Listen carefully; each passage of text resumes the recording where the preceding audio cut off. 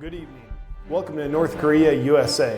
Physical distancing guidelines have been in place to protect people from the certain death of cooties and other vicious viruses. But unfortunately, there's been a missing piece in the safety puzzle. That's probably why human immortality has yet to be achieved.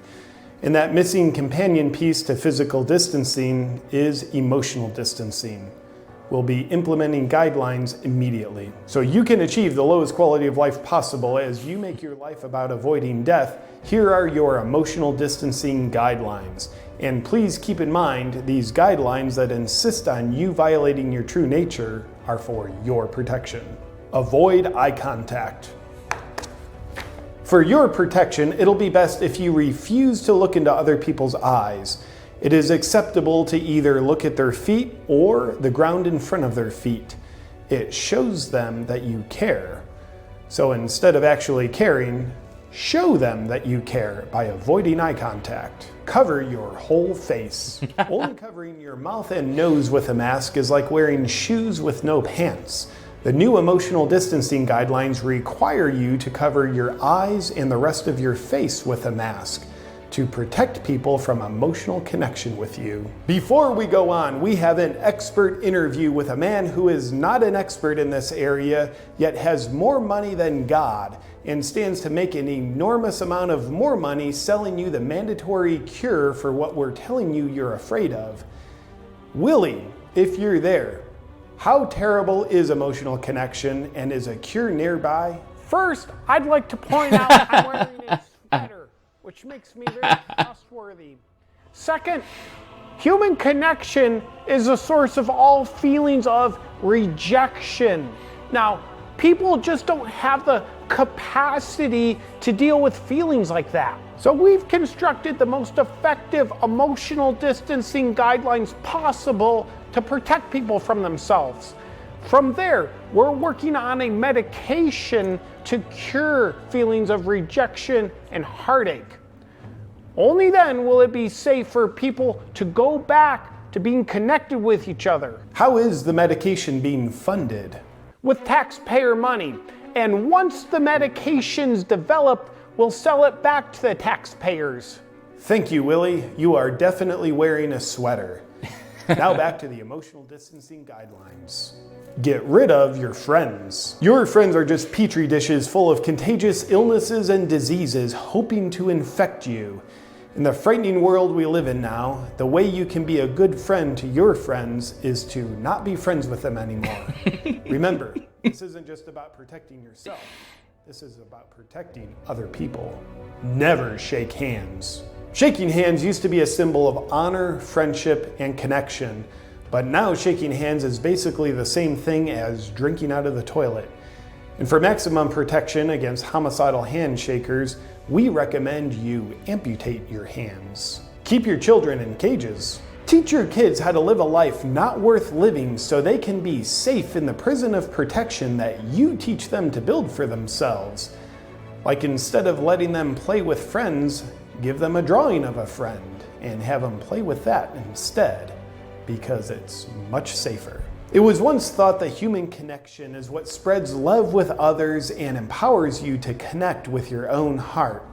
Now, luckily, we know it's more ideal to be afraid of the very thing that spreads love and gets you in touch with your heart. Plus, always having to think about these guidelines will make you live more in your head while you emotionally distance yourself from your own heart even more. #obedience. You should know it is a privilege for you to give up your rights for our control that we tell you is for your protection. And while you have to be fearful to comply, we'll tell you you're being brave, because it takes a lot of manipulation for the few to control the many. Oh, that would be the legend J.P. Sears right there, ladies and gentlemen. Welcome back to another episode. Go within to get out. There are the emotional distancing guidelines. Awaken with JP. I definitely recommend you subscribe to this guy. He has gems for days. Avoid eye contact. Get rid of your friends. be afraid of human connection. All these things that these guys, they got us right where they want us. It's a good quote to consider here. Plato. The price good men pay for indifference to public affairs is to be ruled by evil men. The price good men pay for indifference to public affairs is to be ruled by evil men. That's going to kick us off tonight. We're going to run through a bunch of stuff here. Remember, right? This show, what I'm trying to do, trying to connect with people. As a drug addict, a former drug addict, you understand quickly that the opposite of addiction is connection. And how can we possibly reconnect or connect with anyone, for that matter, if we are terrified of one another? Afraid to leave our homes, afraid to go hug our loved ones, spend time with them. I had a cousin who just had a birthday party for their twins, and they had a drive-by birthday party.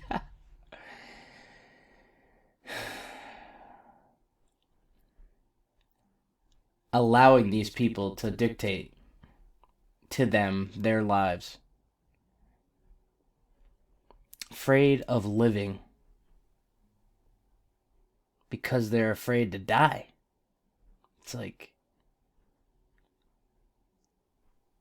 death is about as sure as shit. And people are good at dying, man. We're not good at much, but we're good at dying. We're unhealthy motherfuckers. So welcome back. Sunday fun day. I guess Monday now. September 21st, 2020. What a fucked up year it's been. No masters, no slaves. When I studied the Holocaust in school, I remember thinking to myself, how did Hitler get over 6 million people to follow along and not fight back? Then I realized I'm watching my fellow Americans take the same path. We must fight back.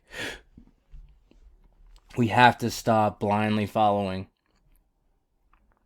It is getting us into a world of shit. This country is heading to socialism, communism, ism, schism.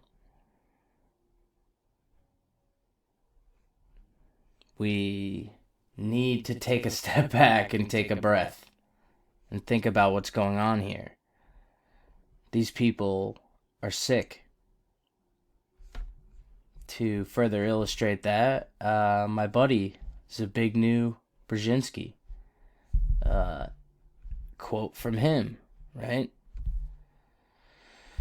Revelations from an out-of-control power structure. Zbigniew Brzezinski. His daughter is an anchor on CNN or MSNBC, I believe. Mika Brzezinski, Morning Joe, one of my mom's favorite shows. Former National Security Advisor, said this, quote, major world powers, new and old, also face a novel reality. While the lethality of their military might be greater than ever, their capacity to impose control over the politically awakened masses of the world is at a historic low.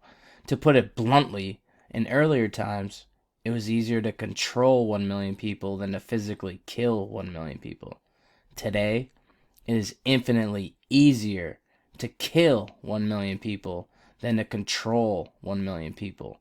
Zbigniew Brzezinski, former U.S. National Security Advisor, co-founder of the Trilateral Commission, in a speech on November 17th, 2008 at Chatham House, London. If that doesn't send chills through your spine on so many levels, I don't know what to tell you. I'm not sure you're alive. So consider that. Keep that in the back of your head as we go through this. This is how they think. You have to consider how these people think in order to figure out a way to combat it. So let's get into it. Lovely article from Forbes. I hate giving them the clicks. Welcome to 2030. I own nothing, have no privacy, and life has never been better. Look at this. Sponsored by our friends at the World Economic Forum. Our friends that are talking about the Great Reset, the World Economic Forum, involved in Event 201, partnered with the Bill and Melinda Gates Foundation, the CDC, the World Health Organization, Johns Hopkins, and a whole host of other people that ran Event 201, a pandemic simulation exercise, October 19th, 2019. Right before this whole thing broke out, they ran a tabletop pandemic exercise that literally has predicted this whole thing, soup to nuts. They discussed how they would combat misinformation, how they would censor people, how they would control populations. They didn't talk about health. Such a joke. So let's just look at this article. Welcome to the year 2030. Welcome to my city, or should I say our city. I don't own anything. I don't own a car. I don't own a house. I don't own any appliances or any clothes. It might seem odd to you, but it makes perfect sense for us in this city. Everything you considered a product has now become a service. We have access to transportation, accommodation, food, and all the things we need in our daily lives. One by one, all these things became free, so it ended up not making sense for us to own much. Oh, what could possibly go wrong where every single thing is free, right? I mean, maybe if we didn't have complete psychopaths running our world, social engineering our world, maybe we'd stand a chance with things being free. But there has to be a price that we're going to pay, right? Go back to that quote. The price good men pay for indifference to public affairs is to be ruled by evil men. If they're just giving us everything for free, the same characters running the show, no. Not what I want. I'd rather have my freedom.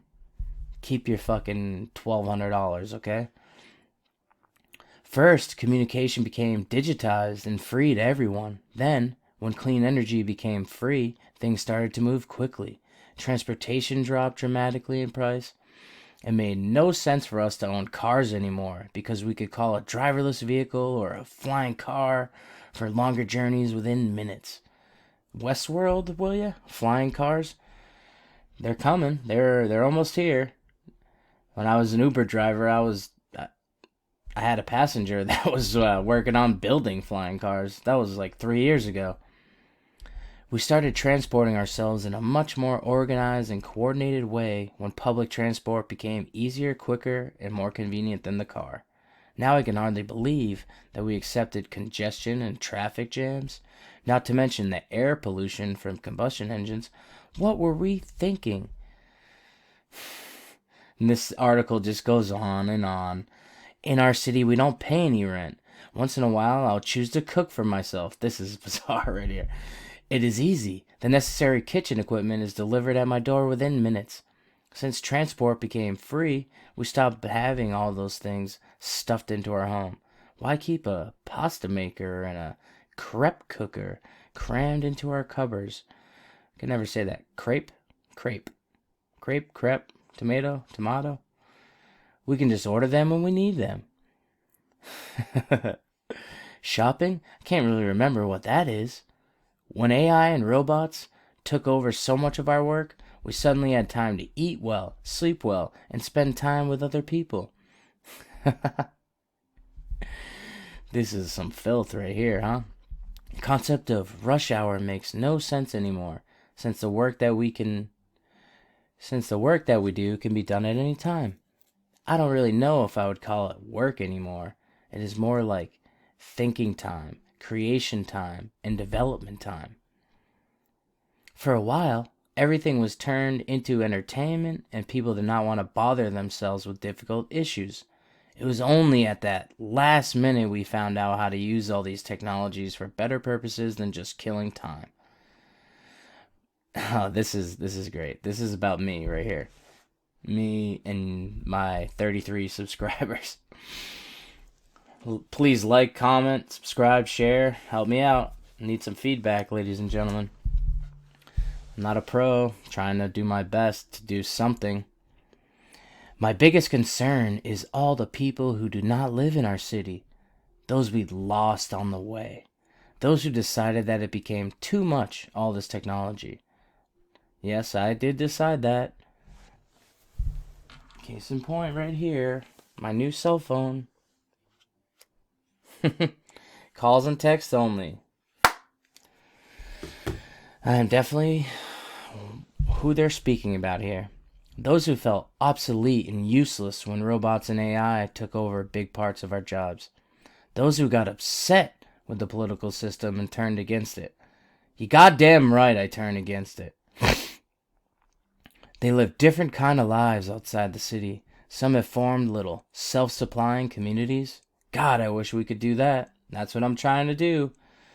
Derek Bros, Conscious Resistance Network, he's trying to form these self-supplying communities called freedom cells.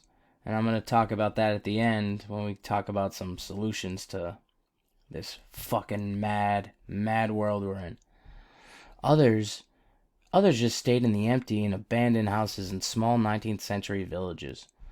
Once in a while I get annoyed about the fact that I have no real privacy. Nowhere I can go and not be registered. I know that somewhere everything I do, think and dream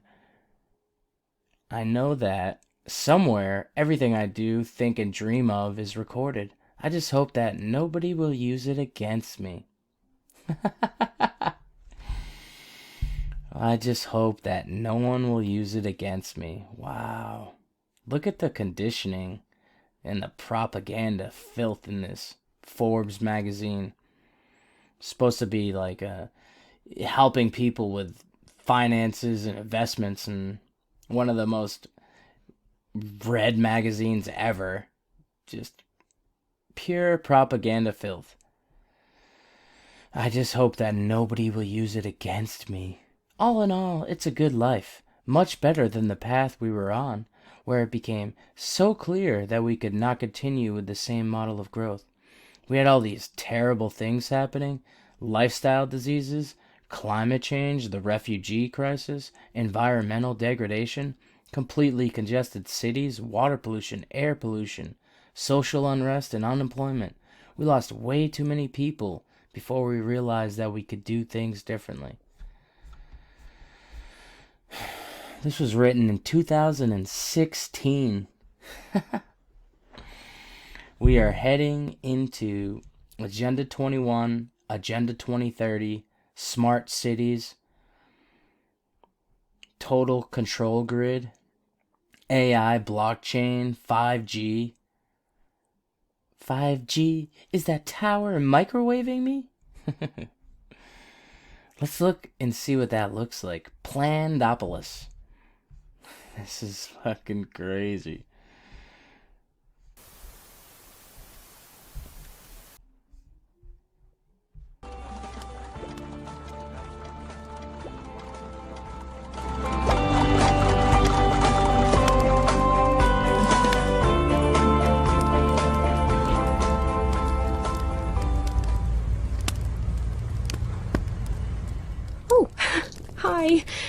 I'm so glad you're on time. I'm V. I'm looking forward to showing you around Plannedopolis today. My husband works from home. He's a virtual engineer working on one of the city's desalination plants. He controls the robots who do all the important maintenance. I think he basically plays computer games for a living. You ready to go? Have you got your calorie card open on your smartphone? I registered your visit with Slick Travel Corp the other day, so they've allotted you a journey time to match mine. It makes so much sense, doesn't it? Switch off brain and go to work. With this many people around, I'm glad there's a mega computer in charge.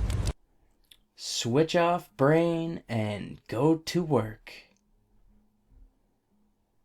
We don't have to wait for 2030 for that. 2020, there are a lot of people among us with switched off brains. They don't want us to think for ourselves. They don't want us to think about anything. They don't want us to do our own research. They just want us to blindly believe, to blindly trust.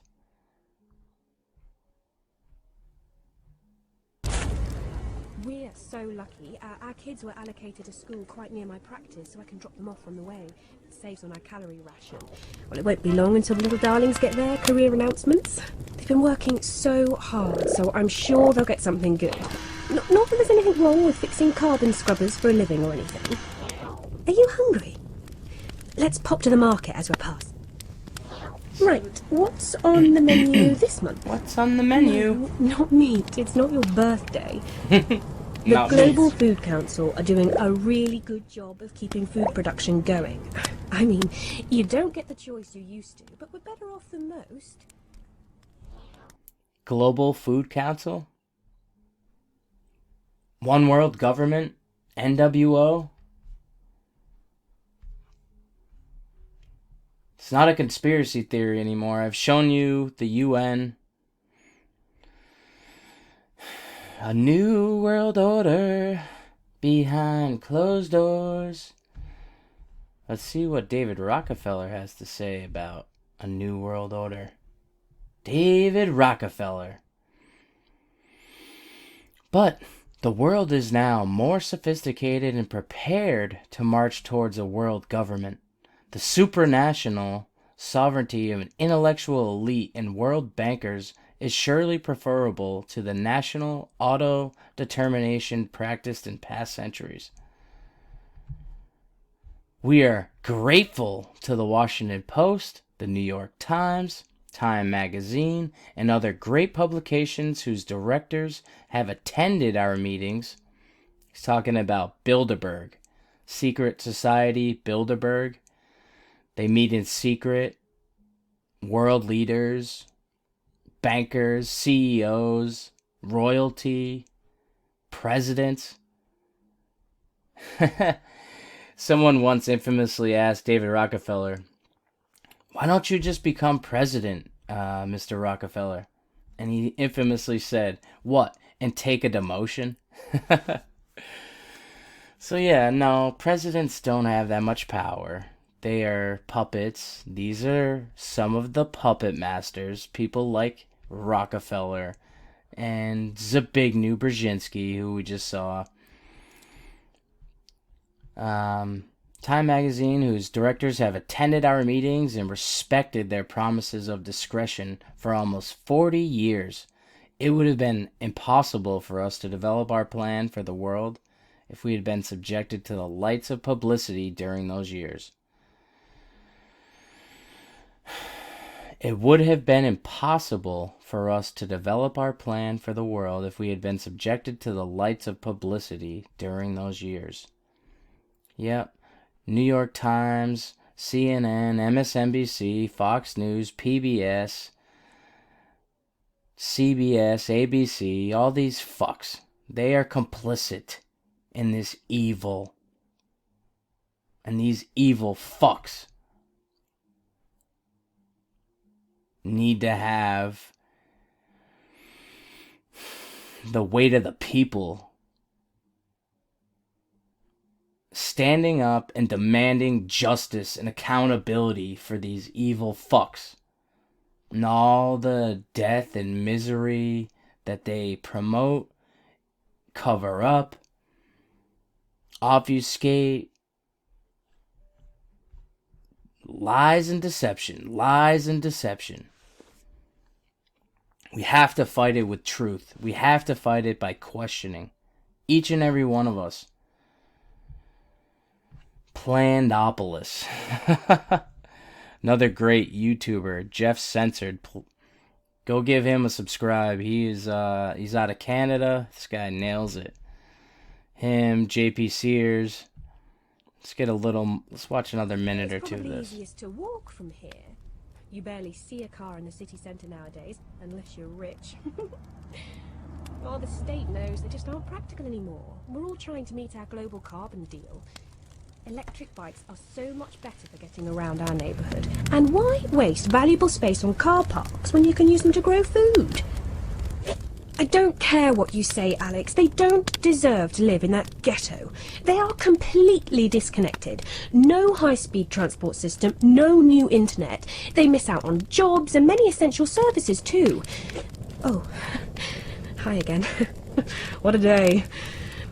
I had to make an emergency visit to the Cry Freedom ghettos. I mean, I miss my sister like mad, but I'm glad they went when they moved to New Amsterdam. They're safe from climate change on the floating city. Oh, that must be her now. It's much easier to meet up with friends virtually now. So many cities have banned cars in central areas. Ooh, looks like she's got some juicy gossip. So that's what we have to look forward to in the future, my friends. As I was saying, they do not want us to think for ourselves.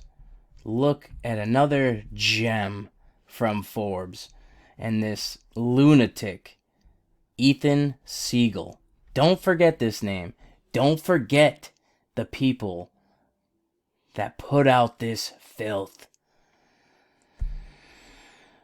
Let's take a look at what Mr. Siegel says. You must not do your own research when it comes to science.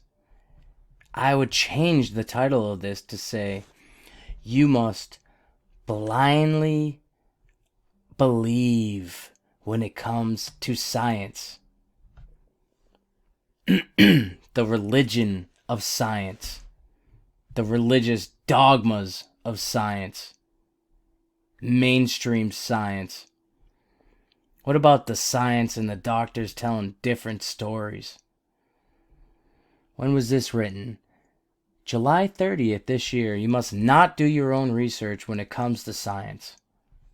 This fucking guy, man. Research both sides and make up your own mind. It's simple, straightforward, common sense advice. And when it comes to issues like vaccinations, climate change, and the novel coronavirus SARS-CoV-2, it can be dangerous, destructive, and even deadly. The techniques that most of us use to navigate most of our decisions in life, gathering information, evaluating it based on what we know, and choosing a course of action, can lead to spectacular failures when it comes to scientific matter. The reason is simple. Most of us, even those of us who are scientists ourselves, lack the relevant scientific expertise needed to adequately evaluate that research on our own. In our own fields, we are aware of the full suite of data, of how those puzzle pieces fit together, and what the frontiers of our knowledge is. When laypersons espouse opinions on those matters, it's immediately clear to us where the gaps in their understanding are and where they've misled themselves in their reasoning. When they take up the arguments of a contrarian scientist, we recognize that they're overlooking, misinterpreting, or omitting, unless we start valuing the actual expertise that legitimate experts have spent lifetimes developing. Doing our own research could lead to immeasurable, unnecessary suffering.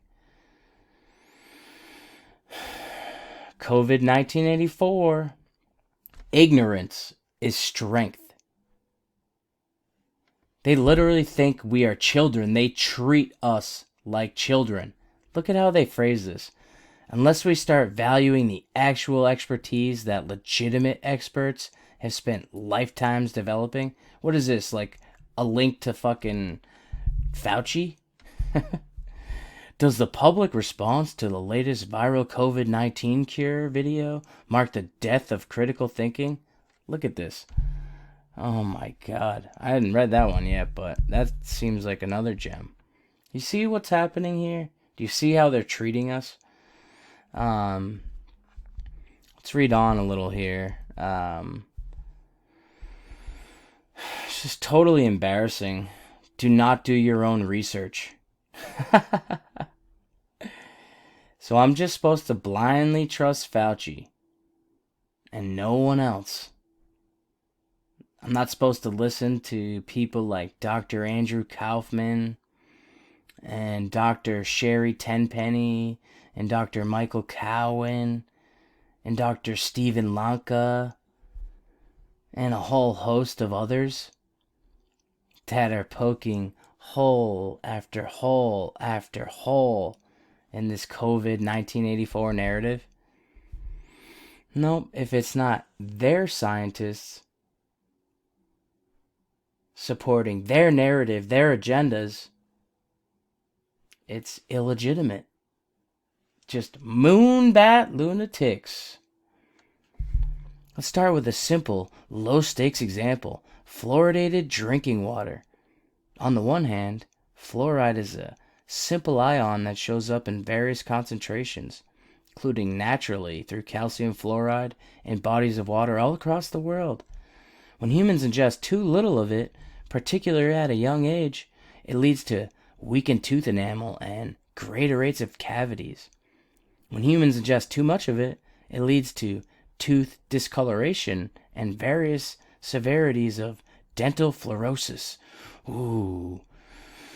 In extreme cases, significantly too much or too little fluoride can also lead to other problems, such as osteoporosis with too little or skeletal fluorosis with too much. In most places in the United States and Canada, our drinking water is fluoridated at a specific level that's safe and effective for humans of all ages. Such a precise process they have for adding and subtracting fluoride, right? Just a sterile, perfect, because our FDA is this perfect, crystal clean organization, that fights against GMOs and products like Roundup that cause cancer. Oh, wait, what? No. That's right. The FDA has allowed GMOs to run rampant.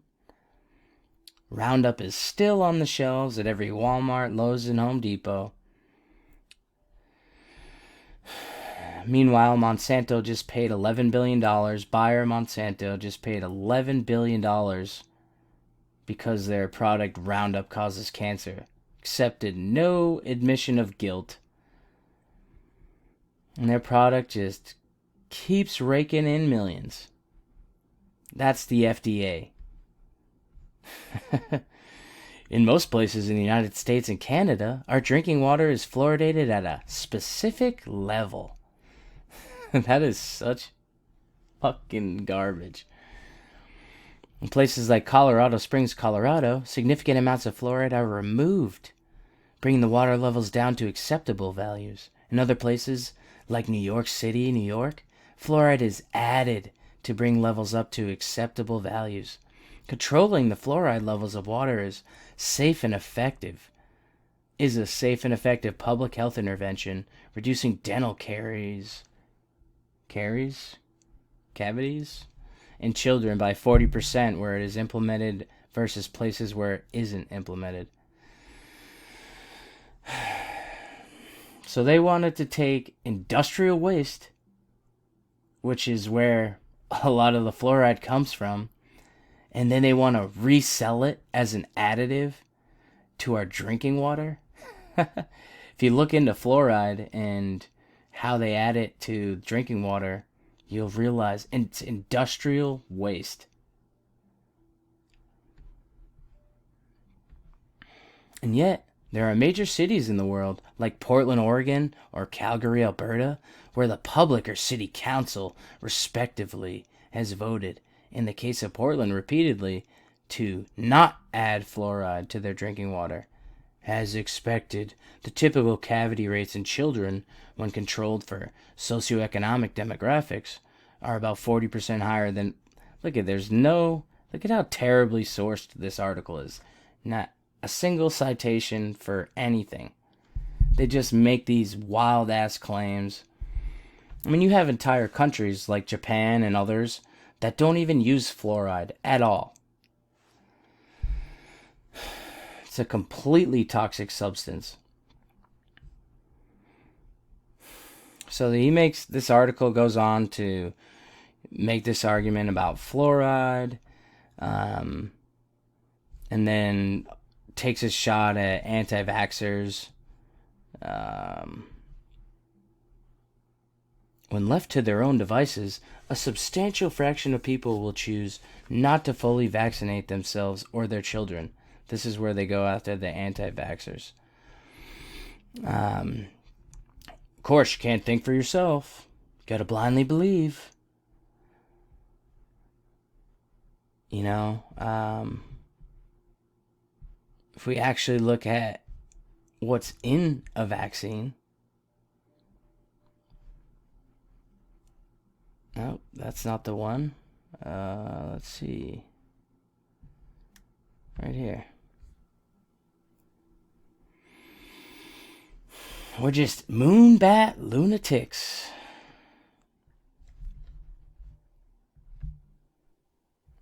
Look at this. Do you know what's in a vaccine? Aluminum, ammonium sulfate. Aluminum, implicated as a cause of human brain damage, suspected factor in Alzheimer's disease, dementia, seizures, and comas. Allergic can occur on the skin. Ammonium sulfate, poison. Beta propiolactone, gelatin, gentamicin sulfate, and polymyxin B, genetically modified yeast, animal, bacterial, and viral DNA, formaldehyde, human and animal cells, latex rubber, mercury, microorganisms, monosodium glutamate, a neurotoxin, neomycin sulfate, allergic reactions, interferes with vitamin B6 absorption, and error in the uptake of B6 can cause a rare form of epilepsy and mental retardation.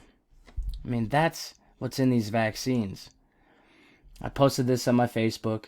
Do you still wonder why the vaccine manufacturers, all of whom are convicted felons, lobbied Congress in 1986 for blanket immunity from any liability due to harm or death caused by these poisonous death shots? Yeah, I said poisonous death shots because that's what they are. Why on earth are we injecting this shit into a one-day-old baby? Or anyone, for that matter. The Childhood Vaccine Injury Act of 1986, which has given blanket immunity to all vaccine manufacturers for any harm caused, injury, or death. The Vaccine Adverse Event Reaction System, VAERS, and the Office of Special Masters of the U.S. Court of Federal Claims, aka Vaccine Court, which has paid out nearly $4 billion in vaccine injury claims, would not exist if vaccines were safe and effective. These things would not exist if vaccines were safe and effective. But don't do your own research, says Ethan Siegel? I already forgot his name. I told you not to. Ethan Siegel. According to Ethan Siegel, we're just a bunch of fucking lunatics who shouldn't look into things for ourselves. So he goes on in this article talking about global warming and get to the real current paradigm right here. This is about COVID. Right now, as we enter the month of August during the year 2020, it's a critical time for the United States and the world. We're in the midst of a global pandemic. As the novel coronavirus SARS-CoV-2 and the disease it causes in humans, COVID-19, which has never been proven, by the way, Koch's postulates have never proven or have never been met. The 4 criteria of Koch's postulates never been met. So this is a complete propagandist lie, not based on science, not based in data and truth. As a novel coronavirus and the disease it causes in humans, COVID-19, has claimed the lives of more than 2/3 people. Remember? Dying with, dying from. Dying with equals dying from. In the United States alone, more than 150,000 have died, with each new day adding an average of over 1,000 new deaths at present. Even in motorcycle accidents. Even though we just had the CDC come out with this, right? My boy Ronnie fucking Ross on Instagram. CDC, 161,392 people have died of COVID. Also CDC, for 6% of deaths, COVID was the only cause mentioned. The rest had, on average, 2 to 3 additional conditions listed as a cause of death. Those are called comorbidities, pre-existing conditions. That's only 9,684 deaths. Yes, that would be 6% of this number, okay? This is why we've locked down our economy, flipped our lives upside down, destroyed small businesses. Because of this? And Ethan Siegel wants to tell me not to do my own research? 150,000 have died, huh? With each new day adding an average of over 1,000 new deaths at present. Huh, Ethan Siegel? Although there's still much to learn about the science of this, from how it spreads, to who is most likely to spread it, to what the best treatments are, to the true infection rate and so on, there's a lot that the scientific experts have achieved a consensus about. They love their scientific consensus, don't they? Silence the critics. Deplatform, censor them. But no, censorship's not a problem. So let's see what they have a consensus about. The disease is airborne and easily spread from person-to-person contact. It's more easily spread in indoor settings. Older people are more likely to get critically ill and die from it. Staying home, except for essential errands. And the interventions of wearing masks when you go out, not touching your mask once it's on, and remaining physically distant to... There's that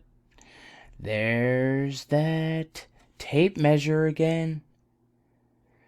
This virus is crafty. It's got clocks, calendars, tape measures. I mean, what if you were standing 5 feet, 10 inches away? Would that be in the hot spot? So if I back up 2 inches, I'm good. Right? Yeah, totally based in science, huh? Oh, God. But even those, he goes on, this filth goes on, but even those basic messages for which there's virtually no scientific doubt surrounding them. What a word. Virtually no scientific doubt. Have sparked enormous amounts of controversy. Despite the safety and efficacy of masks, many are refusing to wear them, leading to spikes in new infections. Based on a faulty PCR test, didn't say that, did he? Despite the importance of avoiding close contact with others not a part of your household, many people continue to visit friends and relatives, accelerating the spread of the disease. Despite the fact that over 150,000 Americans have already died from it, many continue to claim it's just like the flu, even though the last time 150,000 or more Americans died from the flu was 1918, the year of the infamous Spanish flu. And by the way, Dr. Fauci wrote in the New England Journal of Medicine that it's more akin to the flu, back in March. The holes are just being poked in this story, man. It's embarrassing. This guy is a fucking clown, Ethan Siegel. If you do your own research, you can no doubt find innumerable websites, social media accounts, and even a handful of medical professionals who are sharing opinions that confirm whatever your preconceived notions about COVID-19 are. Preconceived notions. Now, how about you're full of shit, you talk out of both sides of your mouth, you tell us that someone who dies with COVID-19 equals dying from. Then you come out and put out a report. Right, here's the CDC, weekly updates. When was this written? Weekly updates for September 16th, 2020. Go down to comorbidities. And please read this for yourself. Read all of this for yourself. Look into this for yourself. Don't believe me. Certainly don't listen to Ethan Siegel telling you not to. I mean, it's embarrassing. They're treating you like children. Comorbidities. Here's the CDC's own website. For 6% of the deaths, COVID-19 was the only cause mentioned. For 6% of the deaths, COVID-19 was the only cause mentioned. For deaths with conditions or causes in addition to COVID-19 on average, there were 2.6 additional conditions or causes per death. Wow. Not hearing that on the mainstream news, are you? So don't do your own research. 2020, black is white, up is down. However, do not fool yourself. You are not doing your own research. You are seeking information to confirm your own biases and discredit any contrary opinions. Each time you do this, you exemplify the problem of anti-science bias that Dr. Fauci warned about in June. If you go by the evidence, by the data, you're speaking the truth, and it's amazing sometimes. The denial is there. It's the same thing that gets people who are anti-vaxxers. There we go again. Anti-vaxxers. Can't go a whole article without mentioning them, right? Who don't want people to get vaccinated, even though the data clearly indicate the safety of vaccines. Just showed you what they put in them. We're going to find out soon, a little bit later in the program, that they're not safe at all. There's no excuse, with all the wonderful scientists and science communicators telling the truth about a whole slew of issues in our world, for people to seek out the only opinions that confirm their own biases. The best scientists in the world, even the ones who hold contrarian beliefs of their own, all agree that we should base our policies on the scientific consensus that we've achieved. Okay, here's a thought. Why don't we put the people, the scientists and doctors who believe the opposite to Fauci and all these other people in a room, have a debate, and let us decide what we think. No, we don't get that. We get one side. One side that screams loudly. It has the full force of the media and the government behind them because it's a coordinated agenda, a coordinated narrative with all of these things. Fluoride, global warming, vaccines, all this shit. They have pre-scripted narratives, what they want people to believe. And they're insulting you, telling you not to do your own research. That should throw a red flag like no other. But no, we don't get that open debate. We get censorship, deplatforming, and silence. And we have to believe what these people believe because we have the threat of violence, the threat of the state backing these people.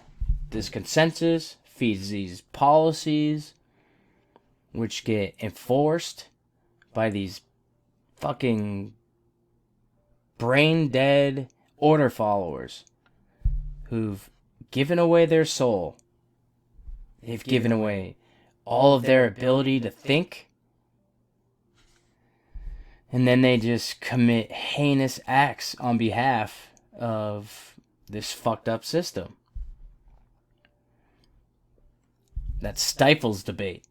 That's not science. There isn't a fucking consensus on these things you're talking about. Excuse me.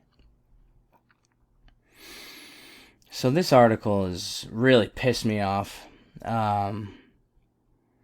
Should piss you off too. It's embarrassing. Let's just finish out this last paragraph here. When that consensus changes, evolves, or moves forward because we've learned more than we previously knew, we should correct course to follow that novel path instead. But that requires a kind of transformation within yourself. It means that you need to be humble and admit that you, yourself, lack the necessary expertise to evaluate the science before you. It means that you need to be brave enough to turn the consensus of scientific experts and ask, legitimately, what we know at the present stage. And it means you need to be open-minded enough to understand that your preconceptions are quite likely to be wrong in some, many, or possibly even all ways. If we listen to this science, we can attempt to take the best path possible forward through the greatest challenges facing modern society. We can choose to ignore it, but if we do, the consequences will only increase in severity. So that really fucking pissed me off. Let's hear what one of the greatest researchers all time thinks about this article. James Corbett, absolute legend, investigative journalist, just one of the best in the game. Let's see what he thinks about this. Right. So, again, I think you get the overall gist of this. Again, I will let you go and read the entire article for yourself. I'll put the link in the show notes so you can do so. Do not give them the links. Go to archive.is. But there it is, and I think we've encapsulated the argument. And as I say, some of it is reasonable and rational. Well, you do not know everything, and you don't know what you don't know, and you could be wrong, so you shouldn't you shouldn't even try to do research for yourself. You shouldn't try to come to any opinions for yourself. Just trust the scientific consensus. And how do you know what that scientific consensus is, especially surrounding something that, as even Ethan Siegel here admits, is surrounded by all this uncertainty? How do we know what the scientific consensus is? Well, just listen to the health authorities. Just listen to the experts on this. And by that, of course, it means the right kind of health authorities, the ones that are propounded in the establishment media anyway, right? Not that other kind, which we're trying desperately to censor off of any and all mention of off of social media, right? I mean, isn't it interesting how this entire system works and is designed to work exactly as Ethan Siegel is propounding here? You are ignorant. You should revel in that ignorance. You should not attempt to correct that ignorance. You shouldn't even listen to debates surrounding any of these scientific issues. Just find what the acceptable health authority line is on any particular thing, on any particular day, and follow it. Even when it turns out later on that, oh yeah, we were lying to you about that thing, but don't worry, it was all for your own good. Right now in the United States, people should not be walking around with masks. You're sure of it? Because people are listening really No. closely to this. Right now, people should not be walking. There's no reason to be walking around with a mask. When you're in the middle of an outbreak, wearing a mask might make people feel a little bit better, and it might even block a droplet, but it's not providing the perfect protection that people think that it is. Do you now regret not advising people? We've seen that before. I've shown you that, okay? Does not provide the perfect protection that people think that it does.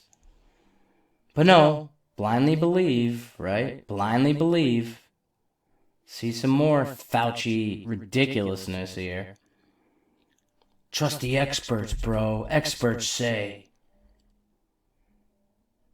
Yeah, experts also said, 8 out of 10 experts in the 20s said smoking was perfectly healthy, perfectly fine. As a smoker myself, I could tell you it's total bullshit. Addiction's a bitch. It's the last one I'm holding on to here. People more forcefully to wear masks earlier? Okay, we're going to play that game. Let me explain to you what happened back then. Should be a yes or a no. No, there's more than a yes and no by the tone of your question. I don't regret that, because let me explain to you what happened. Lying liar. There was a paucity of equipment that our healthcare providers needed. A Who put paucity. themselves daily in harm's way of taking care of people who are ill. We did not want to divert masks and PPE away from them to be used by the people. Okay, I've got- Now that we have enough, we Reclaim- recommend. You know what's even more ridiculous is that a lot of people actually accept that reasoning. My own father accepts that reasoning without question, without concern. It's just, it's mind-boggling. It literally blows my mind. You told me not to wear one. Now you're saying, oh, it's because there's a shortage of masks and they need to be reserved for those heroes, those public health officials, those doctors, those nurses that we are forced to, rally behind. Medical error is killing 250,000 people every year, according to Johns Hopkins. Shown you that study many times. I'll link it again in the show notes. But let's see some of this hypocrisy continue. This fucking guy. Oh, yeah. I don't regret that. You fucking hypocrite. Thank you, Mr. Chairman. Dr. Fauci, do protests increase the I spread love of the this. virus? Do protests increase the spread of the virus? I think I can make a general statement. Well, 500,000 protesters on June 6th alone. Yeah. I'm just asking that number of No. people. Does Yeah. it increase the spread of the virus? Crowding together, particularly when you're not wearing a mask, contributes to the spread of the virus. Should we limit the protesting? I'm not sure what you mean. How do we say limit the protesting? Should government limit the protesting? Look at him squirm. I don't think that's relevant to. Well, you just said if it increases the spread of the virus, I'm just asking, should we limit it? Well, I'm not in a position to determine what the government can do in a forceful way. Well, you make all kinds of recommendations. You, No. you make comments on dating, on baseball, on everything No. you can imagine. I'm just asking you just said Yeah. that protests increase the spread. No. I'm just asking you, should we try to limit the protests? No, I think I would leave that to people who have more of a position to do that. I can tell you. Government that- stopping people from going to church, Dr. Fauci? Yeah. Yeah, it's rank hypocrisy. What are you going to do? I have once again reached an impasse where I literally don't know what I can possibly say if you do not see, palpably feel the hypocrisy involved here at the very least, if not the outright hatred of the public that is emanating from the experts like the Faucis of the world and their mouthpieces like the Ethan Siegels and others who are saying, follow the science. Follow the science, whatever the science says. And oh yeah, when the scientists later come out and admit they were lying to the public about what the science is, or at least say that they were lying to the public, because again, which one is the real lie? I mean, how are you going to evaluate that? You can't, so don't. Don't look into it. Don't use your own brain. Don't in any way look at research. Don't in any way try to come to your own conclusions. All you can do is follow the dictates of the health authorities when and if and as they state them. And as I say, I don't know what to say if you do not see that. And if you do not feel outraged by that, then there is nothing that I can say. I can't make some sort of rational, level-headed argument. Well, you see, the jurisprudence in the United States and many other countries relies on jury trials, which inherently puts faith in the average portion of the public to be rational enough to evaluate competing evidence and come to a conclusion for themselves. I don't have to make that kind of rational argument for this. Either you understand that you are being played for a chump and being told to be ignorant and to just trust authority, or there's no help for you if you do not see what is happening. And in some sense, perhaps this isn't fit fodder for propaganda watch, because propaganda, again, depending how broadly or narrowly you define it, is some attempt to persuade, convince, cajole you into thinking, acting, or behaving in a certain way. But this isn't even that. It isn't some attempt to persuade you or to use some sort of mental trick on you. No, this is literally telling you that there will be literal dictators. That is the meaning of dictatorship, that someone will dictate. There will be a decree that you will have to follow, and you cannot question it. Well, at this point, they're coming out and saying, do not question it. Do not research for yourself. Do not think for yourself. Do not try to come to the bottom of any of these debates or to even look at the competing evidence. Don't think about it. You can only concentrate on the health authorities. And that is something that we've talked about here on Propaganda Watch before. Listen to the health authorities, whatever they say, whether it is wear masks or don't wear masks, whatever your particular locality health authority is telling you this particular week is what you need to abide by, even when it is directly contradictory. Yes, you should stay home and don't go to your grandma's funeral, and you can't go to church, you can't go to work, you can't do this, you can't do that, you can't, but you can go out and protest. You can join a funeral for some big name person who has tens of thousands of people at their funeral. That's fine, but don't go to your grandma's funeral with 10 other people. That's a felony. I mean, it is so in your face ridiculous that I think that is part of the point. This is literal dictatorship that they are steering the public into, where there will be people whose dictates become a sort of de facto law. This is medical martial law. It's not being put in the public's face in that manner yet, but it's absolutely op-eds like this, clickbait nonsense like this from Forbes is part of the public conditioning to get the public on board with the new agenda, which is medical martial law and is dictatorship. So again, there's no rational argument to be made against this at this. Medical martial law, dictatorship. Couldn't say it any better there, Mr. Corbett. Much more articulate than me. Much less F-bombs, but one of the greatest researchers right there. Thorough, he gives you everything. You know, he encourages you to go and look for yourself.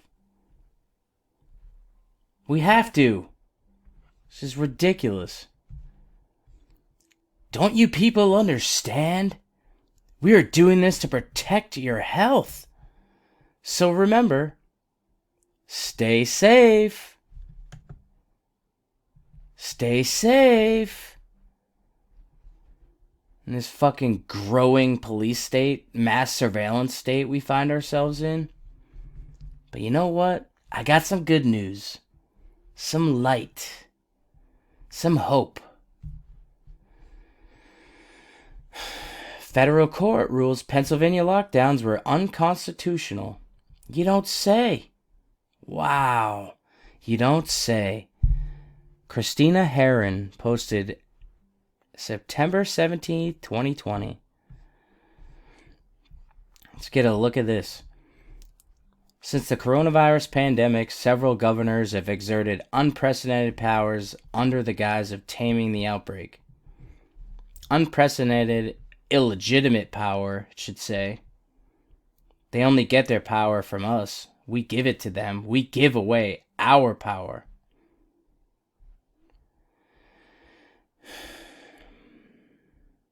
You're more powerful than you could ever imagine.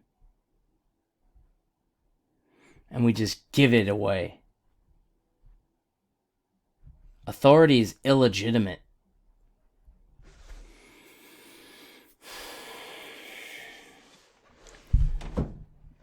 The initial control many governors implemented was meant to slow the spread, which was accomplished months ago. Now, months later, with hospitals nowhere near the point of being overwhelmed with COVID patients, the extraordinary power wielded by governors continues. From mask mandates to limitations on indoor dining and the continued shutdowns of schools, many Americans are wondering if and when this, I'm going to say, New World Order normal will ever end. Nanny state governors are far from the only oppressive force at this point, but finally, some are facing lawsuits over their unconstitutional orders. For Governor Tom Wolf of Pennsylvania, his reign as king may soon come to a screeching halt. Two families are airing their grievances with their governor in a profound way. While many have protested at governors' mansions or ranted on social media platforms about their disdain for the draconian actions their governors have wrought during this pandemic, these couples have taken it a step further by filing a lawsuit against Wolf's shutdown policies over the past 6 months. They are suing several officials, including Governor Wolf, arguing the emergency powers implemented inflicted on their constitutional rights. Goddamn right they did. According to the lawsuit, Wolf's mask mandate and contact tracing program infringe on their constitutionally protected individual rights. They are 100% correct. Fortunately, victory was had on September 14th when U.S. District Court Judge William Stickman IV ruled that the actions of Governor Wolf were in fact unconstitutional. Stickman wrote in his ruling, "The Wolf administration's pandemic policies have been overreaching and arbitrary and violated citizens' constitutional rights. We need to follow suit here. We need to take a lesson from these families here that have had some success." That'll be my next move, looking into this further, but I wanted to share some hopeful information with you. Ironically, the steps of the state capitol in Harrisburg, Pennsylvania, house a quote by Benjamin Franklin. "Those who would give up essential liberty to purchase a little temporary safety deserve neither liberty nor safety." This quote couldn't be truer. I've been saying this, I say this all the time, that quote. We cannot sacrifice our freedoms for temporary safety. We always have to fight for our freedom. Always. If we want to be a truly free society, we have to act morally and in harmony with natural law. You know, right versus wrong. A right, a correct action taken, or any action taken that does not result in the harm of another sentient human being. Any action that does not harm another sentient human being. That is what a right is. And a wrong is any action taken that harms another sentient being. We have to fight for our freedoms.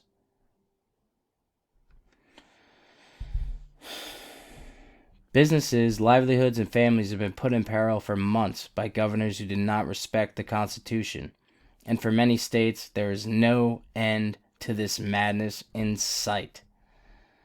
Total nanny state, total police state, total mass surveillance state. Throughout the country, nearly 100,000 small businesses have been forced to close indefinitely due to overreaching and constitutionally dubious regulations. It would be wise for politicians to take notice of this case and remember that they work for we the people, not vice versa. Yeah, they're going to take note. Not so sure they will, but the power of no, talk about that a lot. The power of no. Do not comply. This thing would be over in a day. They don't have enough resources to take us all on, or to enforce these draconian Orwellian laws. Unjust, criminal, diabolical, really.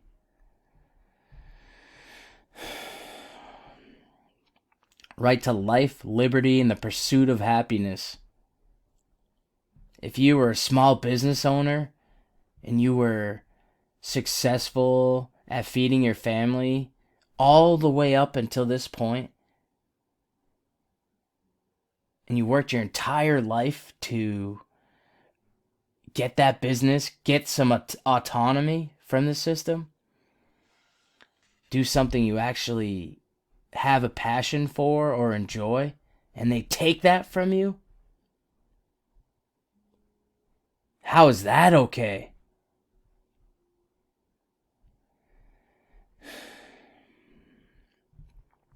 The most primary role of government is to protect individual liberty from being infringed upon.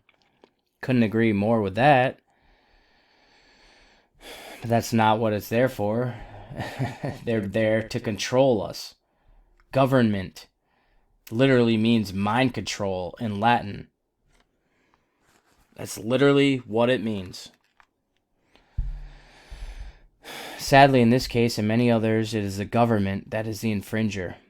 This means that current protocols in place by Wolf, which include lockdowns, mask mandates, social gathering limitations, etc., should be null and void.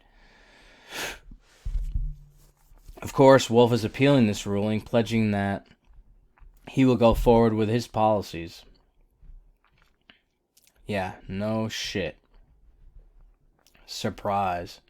During these trying times where COVID-19 safety protocols implemented by pompous governors have resulted in bankrupt businesses, sky-high unemployment, and several other significant problems. Suicide on the rise, drug overdose on the rise, total civil unrest and chaos, homelessness epidemic.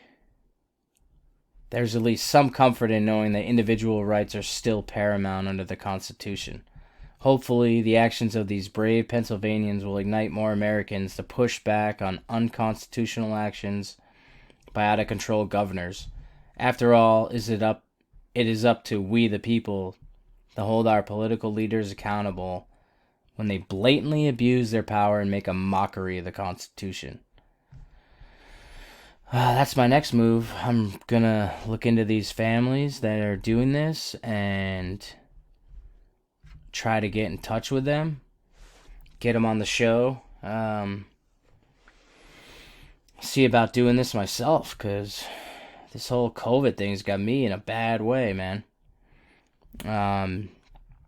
So yeah, you got the CDC saying that 94% died of something else.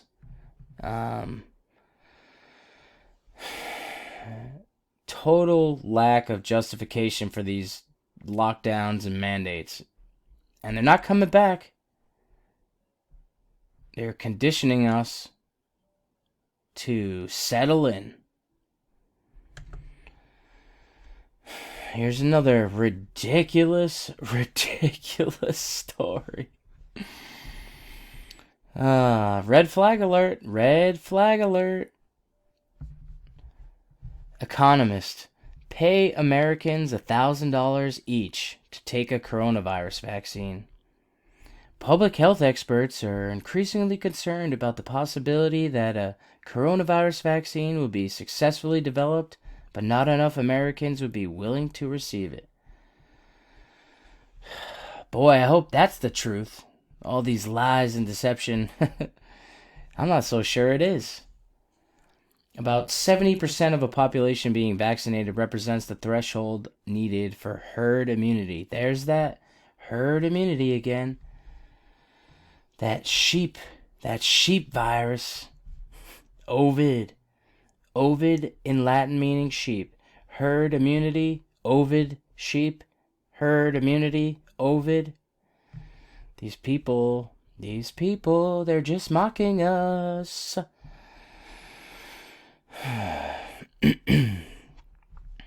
When is the this is so insane. Is there a red flag going off for you? Pay Americans $1,000 each to take a coronavirus vaccine. And you see what they do with the language here? Concerned about the possibility that a coronavirus vaccine doesn't even say COVID-19 vaccine.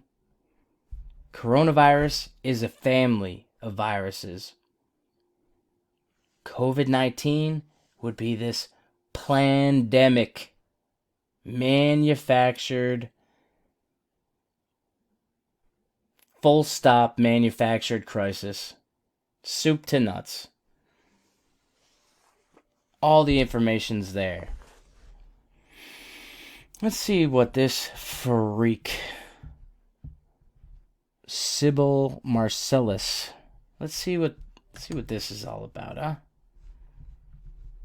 Just yet, but the debate is already raging about who will be the first to get it and who might refuse to take the vaccine. Now, infectious disease experts have said that to reach herd immunity, about 60% of the U.S. population at the very least needs to be vaccinated.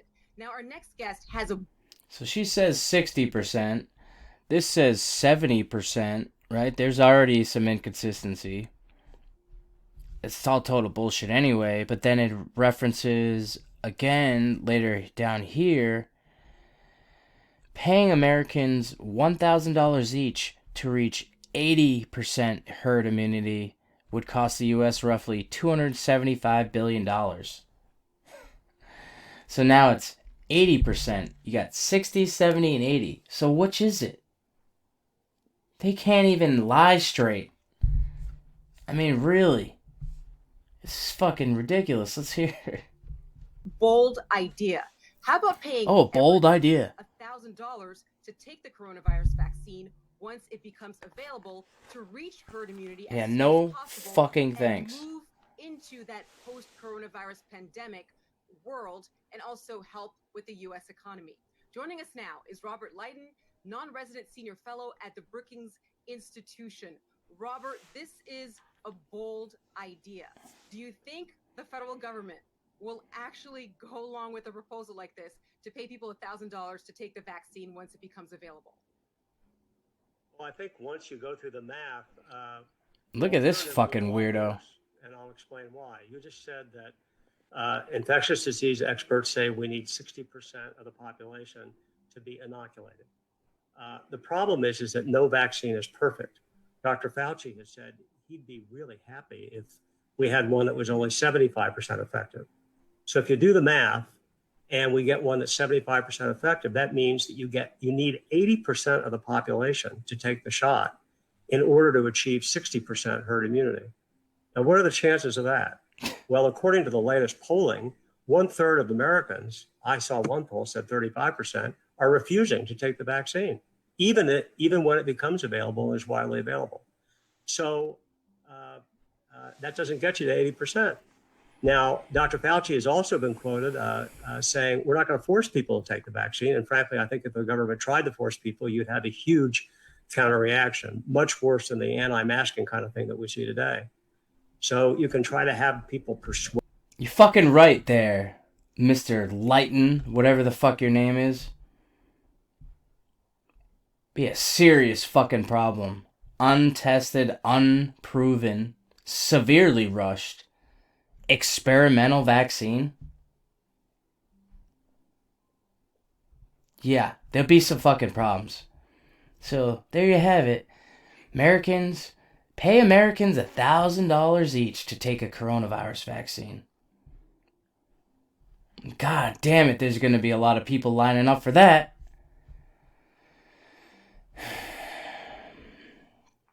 Pay me $1,000 to take a shot, a death shot that I just showed you, aluminum.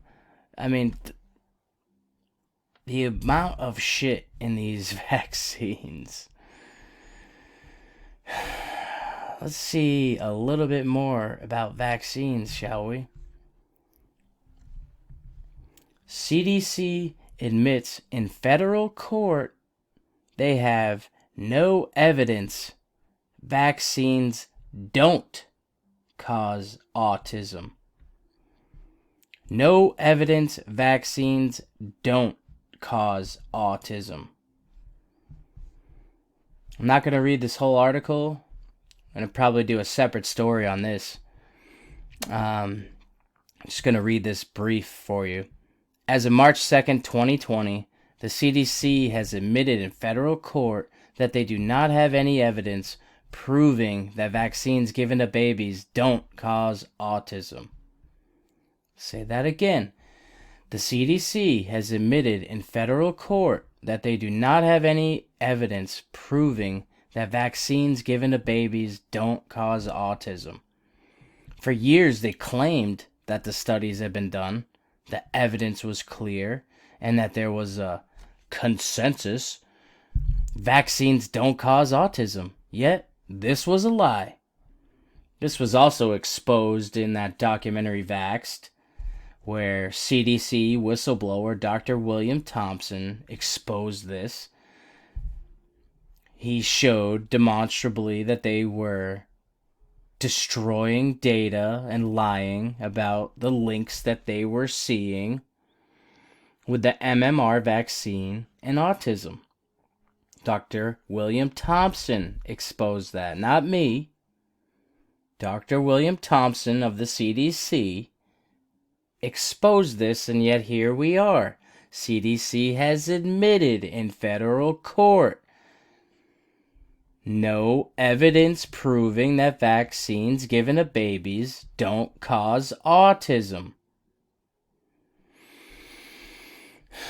An organization called the Informed Consent Action Network was instrumental in bringing forth this admission, as they stated in their own press release. In summer 2019, ICANN submitted a Freedom of Information Act FOIA request to the CDC requesting all studies relied upon by CDC to claim that the DTaP vaccine does not cause autism.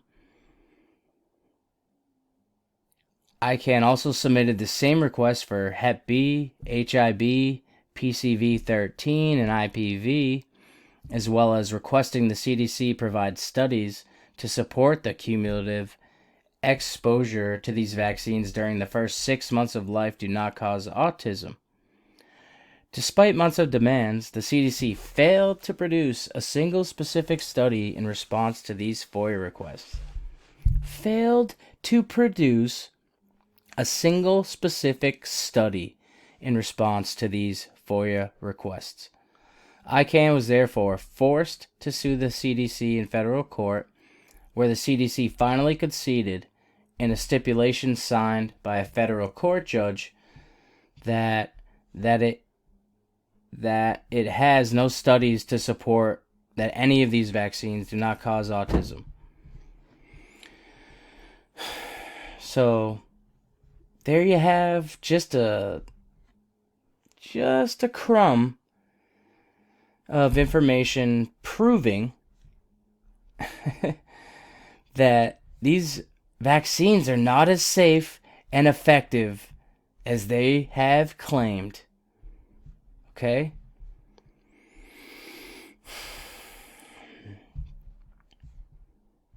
Just got my COVID-19 shot. Feeling great. Mommy, Jeffrey Epstein's friend said the only way we can go back to normal is with multiple doses of this vaccine. that he stands to make billions of dollars on as he laughs his way to the piggy bank. Hashtag trust Bill Gates. Hashtag expose Bill Gates. Also, Bill Gates, we don't know if these vaccines will work. We don't know if they'll work to avoid deaths. We don't know if they'll work to avoid transmission. Unelected, not a doctor, Bill Gates. You don't say. Oh, you don't believe me that he said that? Please don't. Here we go. The Bill and Melinda Gates Foundation has committed more than $350 million for the development of diagnostics, therapeutics, and in the fight against the coronavirus. Earlier today, I asked Bill Gates what he makes of the results coming out from those early vaccine trials. We don't know if these vaccines will work. We don't know if they'll work to avoid deaths. We don't know if they'll work to avoid transmission. That's why we're working on so many first-generation vaccines. How do we know if... But it's mandatory. Or they're trying to make it mandatory. We don't know if they'll work to avoid transmission.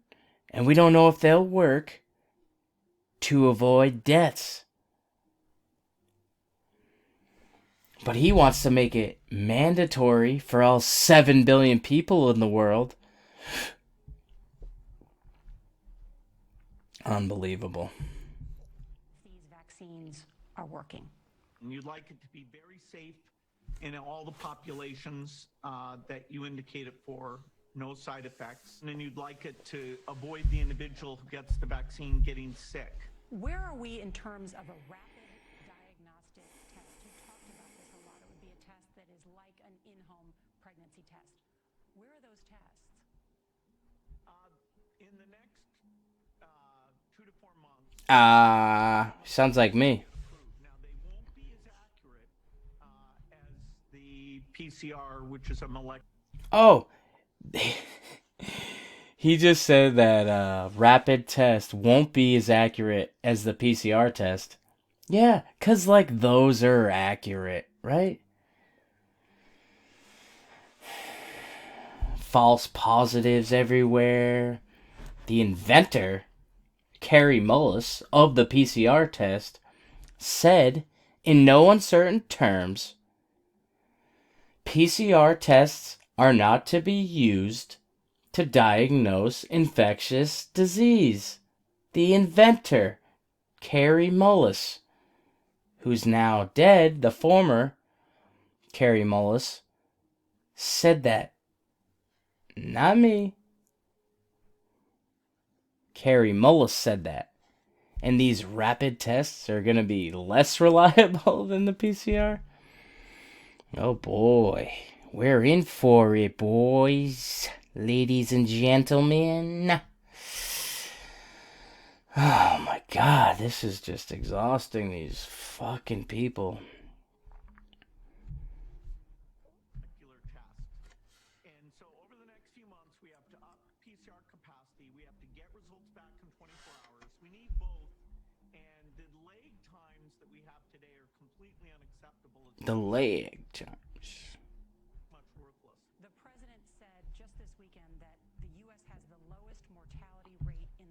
Okay, that's enough Billy Boy for now. You get the point. We don't know if these vaccines will work to prevent transmission, and we don't know if they're going to work to avoid deaths. Right? Just got my COVID-19 shot. Feeling great. We don't know if these vaccines will work, we don't know if they'll work to avoid deaths. We don't know if they'll work to avoid transmission. But no, your kids have to get them to go to school. And this guy can go on TV and get fucking free airtime. Why can't I go on TV and the mainstream media every other night and say how we should be spreading love and we should be connecting with others and we should be more compassionate towards drug addicts and people with mental health problems and poor people, and it's only one race, the human race. Why can't I go on TV and say that? This guy's allowed to go on TV, an unelected billionaire, not a doctor.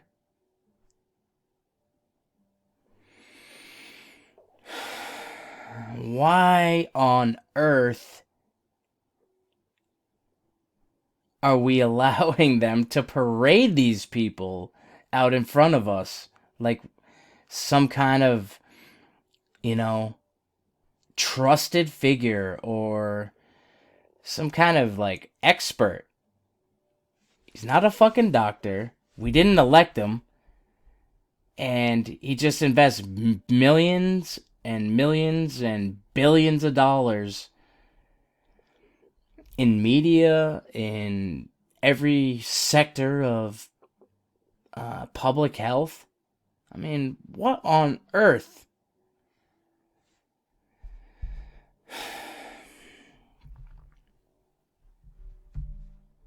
Also, Bill Gates, my buddy. I don't know if you can read that, but How to Lie with Statistics, right? This is the guy talking about the PCR tests and the number of cases, and there's too many people in the world, and, total ridiculousness. How to Lie with Statistics, right there. Look at that big smirk on his face. Come on, Billy boy. Why don't you come have some lunch with me?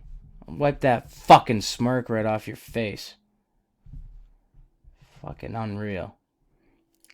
To continue with the vaccines, right? This is a terrifying article in the Times of Israel. U.S. biotech firm... I can't even read. U.S. biotech firm Inovio reports encouraging virus vaccine results. Okay. This should send chills up and down your spine. Remember, Bill Gates is saying that it's mandatory we get this. It's yet to fully happen yet, but we're already seeing mandatory flu vaccines for all children and college students in Massachusetts. Tyrant Baker. Tyrant Baker. So, this is what they're trying to do, okay? The medication is injected under the skin with a needle, then activated with a device that resembles a toothbrush, which delivers an electrical impulse for a fraction of a second, allowing the DNA to penetrate the body's cells and carry out its mission.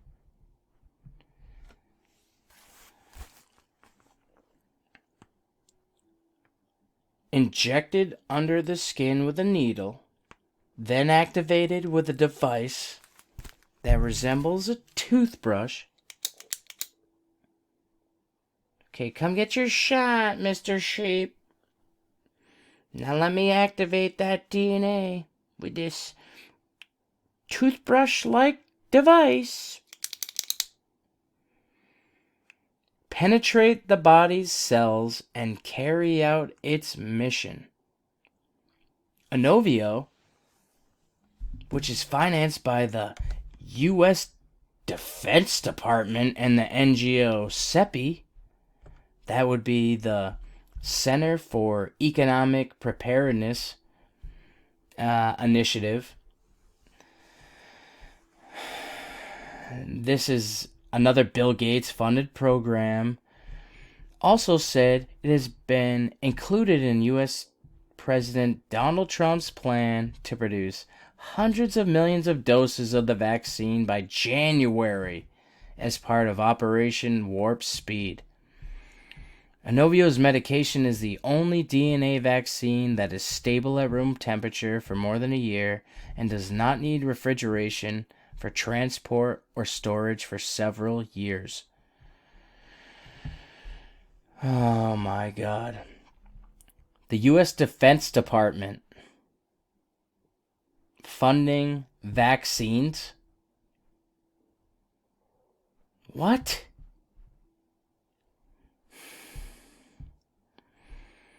Penetrate the body's cells and carry out its mission. What is its mission? What is it? I don't know. We can only speculate. But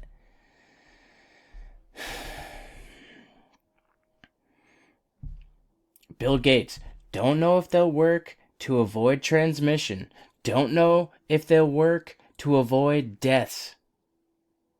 Yet, states have the power and authority to fine or jail people who refuse coronavirus vaccine, attorney says. And again, with the language. Doesn't say who refuse the COVID-19 vaccine. It says fine or jail. States have authority to fine or jail people who refuse coronavirus vaccine, attorney says. Legal precedent dates back to 1905. They cite the case of Jacobson versus Massachusetts, 1905. He was fined $5 by the state for refusing a second smallpox vaccine because the first one almost killed him and his son.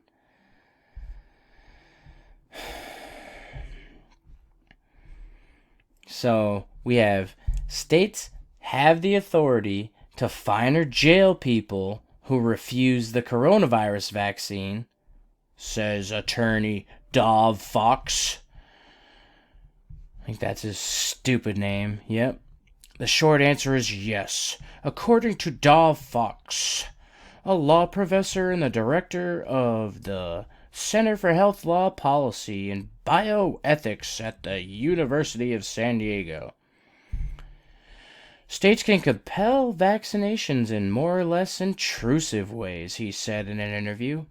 They can limit access to schools or services or jobs if people don't get vaccinated. We know they already do that, right? They took away the religious exemption in New York last year. 26,000 kids out of school. So they're already using and have used these coercive measures to get people, especially children, to take these things. I mean, it's a total attack on the kids in fucking 50 different ways. From the abductions we see to, these sick, satanic, fucking pedophile cults trafficking children. Trying not to yell. It's a little late here. States can compel vaccinations in more or less intrusive ways. They can limit access to schools or services or jobs if they don't get vaccinated. They could force them to pay a fine or even lock them up in jail. There you have it. Untested, unproven, rushed vaccine. And if we don't take, we could be forced to pay a fine or be locked up in fucking jail. Here they reference the landmark case.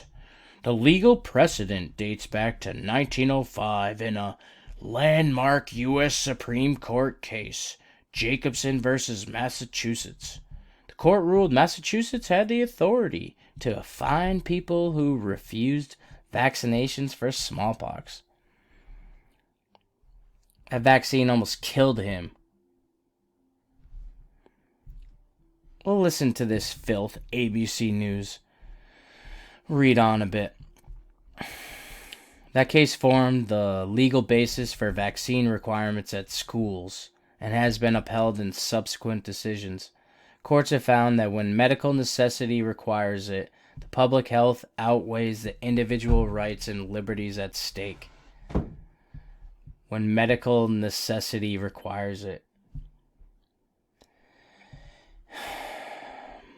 Any imposition of authority will always be framed or, in a way that's, it's about the greater good, man. Do you think they're going to tell you it's anything else?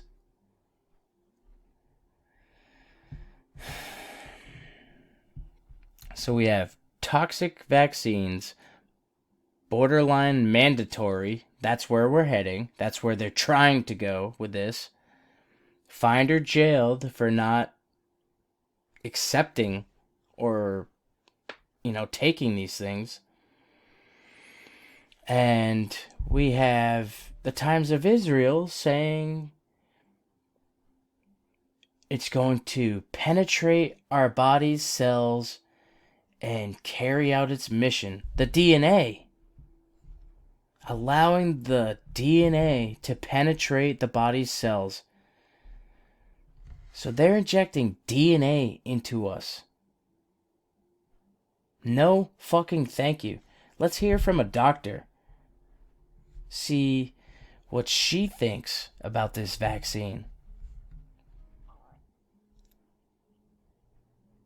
So what do you think about going from human 1.0 to human 2.0?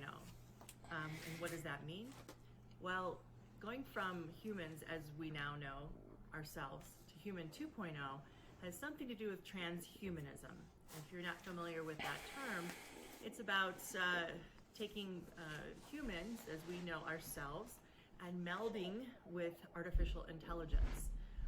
Kind of like being in the Matrix, if you've ever seen that movie. And that may seem kind of cool to you.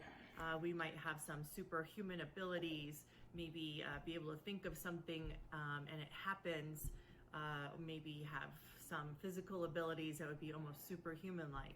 That's the idea, that's what you see in sci-fi movies. And for myself, thinking about this topic, I'm like, well, I have some time. I think that's many years in the future. However, this question, this idea is now right in this moment. We need to make a decision. And I found out that we need to make a decision about this because I investigated the proposed COVID-19 vaccine. And this is my alarm call to the world. I looked at the pros and cons and it frightens me. And I want you to know about this. You need to be very well informed because this new vaccine is not like your normal flu vaccine.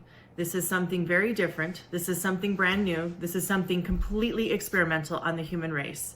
And it's not just about being a different vaccine. There are technologies that are being introduced with this vaccine that can change the way we live, who we are, and what we are, and very quickly. I think that who we are and what we are. This vaccine can change who we are and what we are very quickly. I'm frightened too, Dr. Carrie Madej.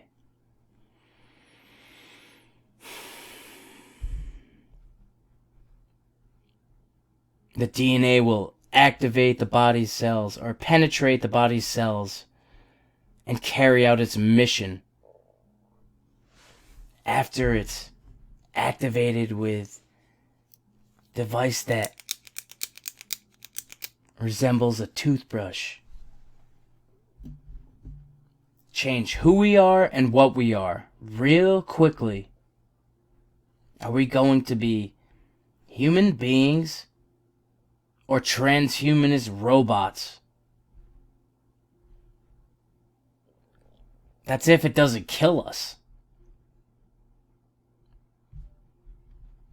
You know, some people that you might know these names, Elon Musk, who is the founder of SpaceX and Tesla Automotive, as well as Ray Kurzweil, who is one of the bigwigs of Google. These are self-proclaimed transhumanists. They believe that we should go to human 2.0, and they are very big proponents of this. There's a lot of other people that you might know their names. They're also involved with this, so you should look that up. I think the easiest way to explain this to you is to go with one of the front runners for the vaccine and go into a little bit of the history and tell you how they want to make the vaccine. And I think that will speak volumes.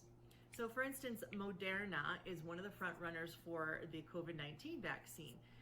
You should know that Moderna was founded by a person from Harvard, Derek Rossi, and this researcher actually was successful in taking some modified RNA and being able to reprogram a stem cell in the body and change the function of the stem cell. He actually made it genetically modified, okay? So he proved that you can genetically modify something by using modified RNA. So they founded the company Moderna on this concept. It's kind of a new kid on the block, okay? It's not been around that long. In fact, it hasn't even made any vaccine for a human before. It's made no medicine for a human before. This will be their first run. Think about that. Never made a vaccine for a human before. Never made any drug for a human before. And now they're leading the charge. I don't know if she gets into it in this video, and this is speculation. I haven't looked into this. But I heard somewhere that Moderna's very first CEO was Tony Fauci. If any of my listeners out there could send me anything on that, if they have anything, I'm going to look into it after, but pretty interesting if, granted, that's speculation, so I'll take that for what it's worth, but let's just listen to a few more minutes of this. This is ridiculous, dude. You must know that Moderna was in the news recently because it really fast-tracked. It's like the other companies, it's fast-tracking the vaccine. It's going from phase 1 to phase 2 very, very quickly. In fact, it's gone from phase 1 to phase 3 in its experiments from March of this year until currently. I mean, that is unbelievable. It usually takes 5 or 6 years. How are they able to do this with the safety and efficacy data that we need? And I want you to know that in phase 2, they're only using between 30 and 45 humans. In Moderna's test study, they only used 45 humans. And with the high-dose vaccine group, they got 100% of those people got systemic side effects. 100. That's only in the short side effect profile. In the low-dose vaccine, 80% got systemic side effects. Now, we don't even know the long-term side effects from that. We would need a lot longer time, right? Maybe years. But we do know, based on previous animal studies of using this technology, that you can expect possibly increased cancer rates, increased mutant genes, mutagenesis, also increased autoimmune reactions. For instance, in some of the ferret studies, they saw that when the ferret was introduced to the virus that they were trying to protect the ferret from after the ferret got the vaccine, they actually had an exaggerated immune response. It actually hurt the ferret. They had more lung inflammation, more lung fluid, even some problems with their liver. It actually hurt them. They had a poorer response. Okay, so those are longer term reactions, and that could be seen with this vaccine, but we don't know the data yet. So it's not without risk. And how are they doing this? Well, they're actually suggesting to use a platform. Let me just explain how they would administer the vaccine. So the vaccine, there's an idea called microneedle platform, okay? This was developed by MIT. And they said it could be very easily produced, okay, and mass like a produced. Band-Aid. This is why they're proposing this technology, and many millions of vaccines could be made quickly. They could also be administered by yourself. So the idea is to get a Band-Aid. It looks like a Band-Aid you buy in the drugstore. It's shipped to you through Amazon or UPS or some other shipping service. You take it out of the package, you put it on your hand like this, and then you take the sticker off, and voila, you've been vaccinated. So how is that possible? Well, in this Band-Aid, it has little tiny spicules, little tiny needles, and this was designed after a snake viper fang bite, okay, or snake viper bangs. So little snake bites. Anyway, in these tiny little spicules, they claim you won't really feel it that much. There's their little hydrogel. It's a material called hydrogel. Inside the hydrogel would be a luciferase enzyme as well as the vaccine itself. Okay, so what is all that? So first of all, you're getting the vaccine. It's modified RNA or modified DNA. Let's take Moderna, modified RNA.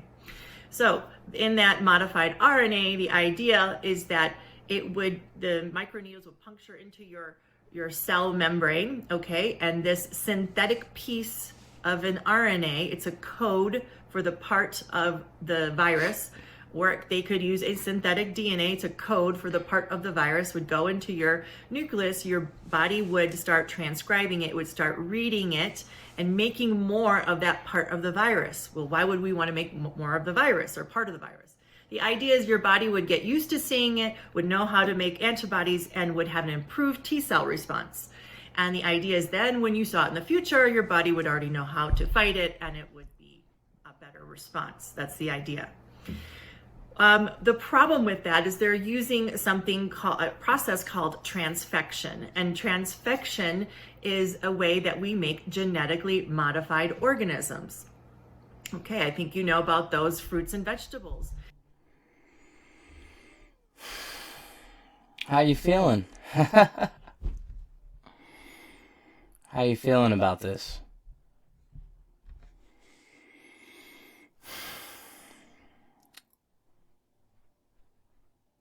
It's total fucking insanity, right? Talk about mad scientists. Who the fuck do these people think they are?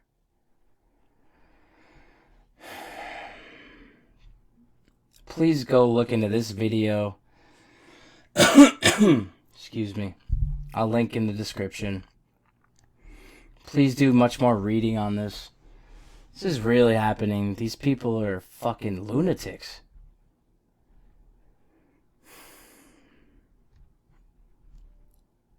Penetrate the body's cells. The DNA, allowing the DNA to penetrate the body's cells and carry out its mission. Moderna. Never made a medicine for a human before. Vaccine or otherwise.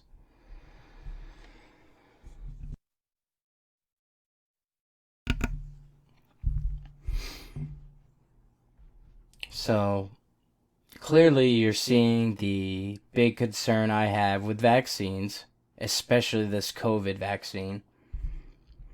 Not a coronavirus vaccine, the COVID-19 vaccine. And then we look at what's happening in Australia.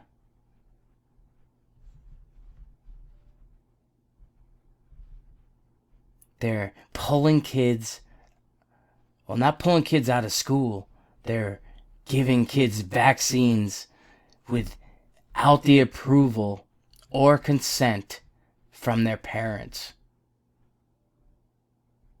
They're on hard lockdowns, strict lockdowns in Australia, have been for a number of weeks now. Remember I showed you Dictator Dan Andrews? That sicko, the premier of Victoria. Let's hear what this mom has to say. This is a warning to all fucking parents out there. My child has just come home from school without my authority and has been given fucking injections on her fucking arm. I've rung the school and they've said that it was nothing to do with them, that the NHS come into the school and they've done it. I've got a tag! And not even had my authority. I've not signed nothing. Nothing. I'm absolutely fucking livid. Please fucking check your children and make sure that they're not being fucking jabbed without your authority. Now, if my child gets fucking ill, what am I supposed to do? Fuck knows what she's had put in her. But school, it's fucking pissed me off. I'm so fucking angry and upset. And now I'm worried that my fucking child's gonna get fucking ill. Please.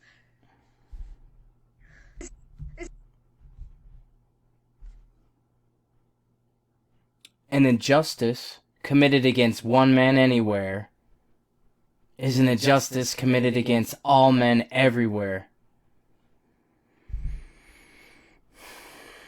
We have to pay attention. This is what they're trying to bring here and in every other country.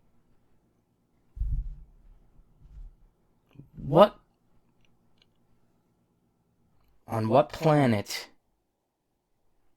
would that be okay? I would probably fucking kill somebody if they fucking put a needle in my son or daughter without my approval or consent.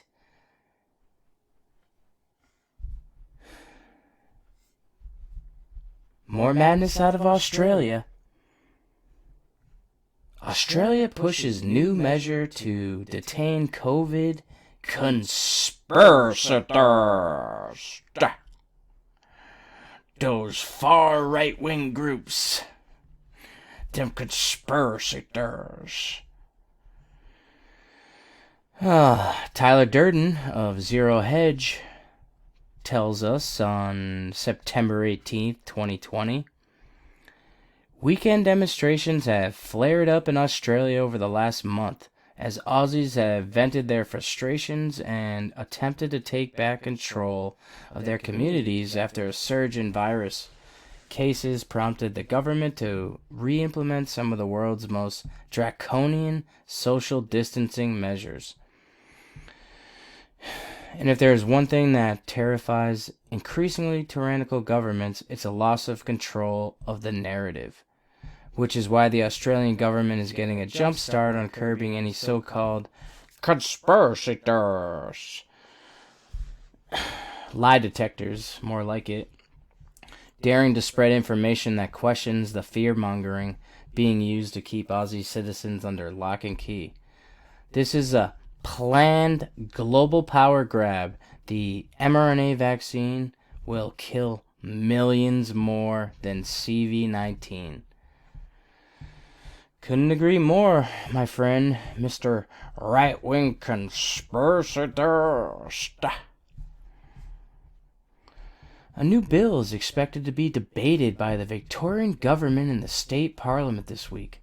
It gives local authorities the power to detain conspiracy theorists and people who refuse to self-isolate. If passed, the COVID-19 omnibus / emergency measures allows the government to detain anyone labeled as a high risk or likely to spread COVID-19 negligently. Can't read. Negligently. Jesus. Tough word, eh? I'm just a person, just a normal person, not a robot, not a superhuman. A state government spokesman told The Age that the rule could be applied to conspiracy theorists who refuse to self-isolate or severely drug-affected or mentally impaired people who do not have the capacity to quarantine. Those arrested under the new rule will be housed in quarantine facilities. They're already doing this in New Zealand. So, global plan, Agenda 21, 178 countries, 1992, at the Rio Summit, agreed to Agenda 21. Forcing us into smart cities, complete and total control of every product ever made, our food supply, human beings, total mass surveillance, total police state, one world government, one world currency, digital currency, track, trace, database, transhumanist fucking insanity. These people agreed. These countries agreed to this. Why do you think this whole pandemic is, you've had all these coordinated measures and lockdowns and, with the exception of like a couple places, a couple countries. Australia and New Zealand is like ground zero for tyranny right now. Look at this. So far, many of the anti-lockdown demonstrations have been held on the weekends. At least 200 people fined, 74 arrested at a protest in Melbourne. If the bill is passed, some protesters would be rounded up and arrested and could spend time in a quarantine facility. Oh my God. Wow, these poor fucking people, man. Clearly, the government's intent to extend powers and detain conspiracy theorists and those who... Conspiracy theorists. And how many times is this in this article? And those who pose a risk of spreading the virus should be alarming to readers. In a glimpse of what is ahead, authorities have already arrested a Melbourne woman for allegedly writing pro-anti-lockdown posts on social media. Yeah, this was the pregnant mom who got arrested for sharing a post on Facebook about a protest. Watch this. This shit is creepy. Yeah, you can show me your search warrant before you go through my house. You're the occupied or tenant? Yeah, I own this house. Yeah, it is. Search warrant. Search warrant for what? Now, what I will explain to you is if you want to listen, you got your phone going? Yeah, I do, yeah. Right. Now, you're under arrest in relation to incitement. Incitement? But now, you're not obliged to say do anything, but anything you say do may be given evidence. Excuse me, incitement for what? What on earth? Excuse me, what on earth? So just put your phone down. Can you In relation record to- this? I'm in my pajamas. What's I have this? an ultrasound in an hour. because Yeah, I'm she's pregnant. pregnant, so... I'll take it easy. What's this about? I have an ultrasound Just let me in finish. an hour. Let me finish and I'll explain. It's in relation to a Facebook post, in relation to a lockdown protest you put on for Saturday. Yeah, and I wasn't breaking any laws by doing You that. are actually, you are breaking all. That's why I'm arresting you in relation to In front How of can my you arrest children, her? In That's... front of my two children. Can't you just say to her to take the post down? Like, come on. I'm happy to delete the post. This is ridiculous. That's right. Yeah. But I have to give you these cautionary rights. You understand? Yeah, that's You're fine. not- Like, I'm not happy to obliged delete say the do post. This is anything. ridiculous. Anything Like, you this is say in do front of my... That's may be fine. giving evidence. You understand that? Yeah, that's fine. But my two kids are here. I have an ultrasound in an hour. Let me Like, I'm finish. happy to Let me delete finish. the post. You also have the right to communicate with or to communicate with a legal practitioner. Do you understand those rights? Yeah, this is ridiculous. Yeah, this is a bit unfair. Come on, mate. No, What about she just doesn't do the event? Like, it's not like she's done bit it. unfair. She made a Already post. committed the offence. So I'm not going to So that's an argue. offence. Now, the search warrant entitles us, and we're required to seize any computers, any mobile devices you have. Earth? Yeah. Can I just get your badge there, mate? It's all there. You understand? No, I don't really understand what's done wrong. I really don't. So who knows if that's true, if this is real or staged, but given everything we're seeing going on, I would not doubt for any second that this is real, but who knows? You never know these days, right? So keep that in mind, but just total madness. It gets worse. injectable biochips. Oh, God. It's tiring. Way up this place. Like, this is pretty amazing. You saw the views.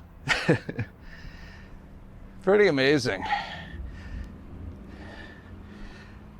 They don't really talk about that too much on the news and outside of Mexico about how amazing almost everything is here. But remember when Kill and Belinda Gates and with her man hands, like, you know, hey, I just want to mention, like, if you're a really large woman or something, you got big hands. Like, I'm not ever going to make fun of you just for that. I'd just be like, yeah, she's got big hands, fine. But when it's Belinda Gates, I'm gonna tear her apart every chance I get. And remember when she was like, oh, Bill, he's never even heard of anything. That's impossible. I know my husband is not vaccinating people and putting a microchip in her arm because that technology doesn't even exist and he's never uttered the words out of his mouth, so. Yeah, not.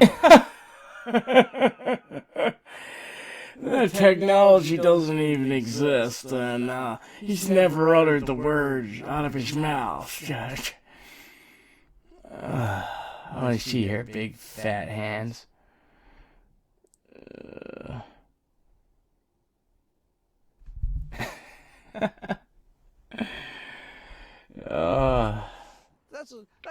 That kind of technology doesn't even exist.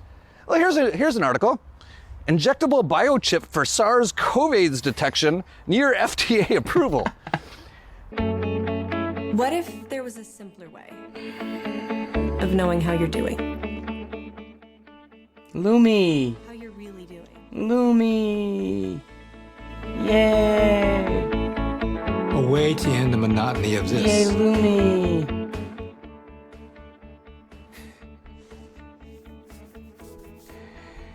And enjoy the freedom of this. Oh yeah, look at the freedom. And the hassles that you've always known. And replace them with the comfort and the warmth of home. Lumi is transformative science Lumi. that pairs smart technology on the outside with advanced chemistry on the inside. And if it's near FDA approval, that means it's been in the works for a while. But I guess it's not possible. Near FDA approval. I will link this in the show notes. Please go look for yourself. This is a mad, mad world. On a lighter note, some good news. I watched this documentary called The Food Cure. And this is power. Right here. This is power. The Food Cure explores the most extreme claim made about nutrition. Can a radical diet halt or even reverse a lethal disease like cancer? The documentary follows the extraordinary stories of 6 cancer patients who decide to tackle their disease with food, ranging in age from a 70-year-old truck driver to a 6-month-old baby. The patients embark on an arduous journey. Will lifestyle changes and a plant-based diet work where aggressive chemotherapies and high-tech medicine often fail? Hint, hint, yes. That's the good news. Can the body's own immune system really defeat cancer? Hint, hint, yes. The film documents the patient's diverse experiences over an unprecedented time span of 7 years. Spoiler alert, they cured cancer. Providing a rare inside look at the challenges, accomplishments, and disappointments that go hand in hand with swimming against the stream. This intimate and unflinchingly honest documentary shows the astonishing feats that can be achieved with nutrition and tells an engaging story about what it is like to make a leap of faith when your life is at stake. What a powerful technology, or documentary rather. This is about, it's called Gerson therapy. It's named after a German doctor named Max Gerson, who discovered this in the 1930s. And he had 7 siblings. They were all killed by the Nazis. He had to flee. He got out, went to England, and ended up getting over safe passage to America. And he discovered that a vegan diet with a strictly regimented vegan diet used in conjunction with juicing and coffee enemas. I actually discussed this on my podcast with my guest Ronnie Ross. He was the one who introduced me to this documentary, this concept of Gerson therapy. And he was explaining to me how it has been used to cure cancer for terminally ill patients who, are given a 30% chance to live when diagnosed with these terrible, cancers, given a 30% chance to live even with chemotherapy, radiation, and hormone treatment. So imagine going through these procedures and then only given a 30% chance to live. It's like, try something else, right? Take a leap of faith. Make that leap of faith when your life is at stake. These people in this documentary did. And, I think there were 2 of them that ended up dying, but they weren't strict about the actual diet and that, so that could have played a role as well. But man, these other 4 people that they followed around were completely cured. And it's just more lies, more bullshit. They've buried this. Our doctors in this allopathic system we have,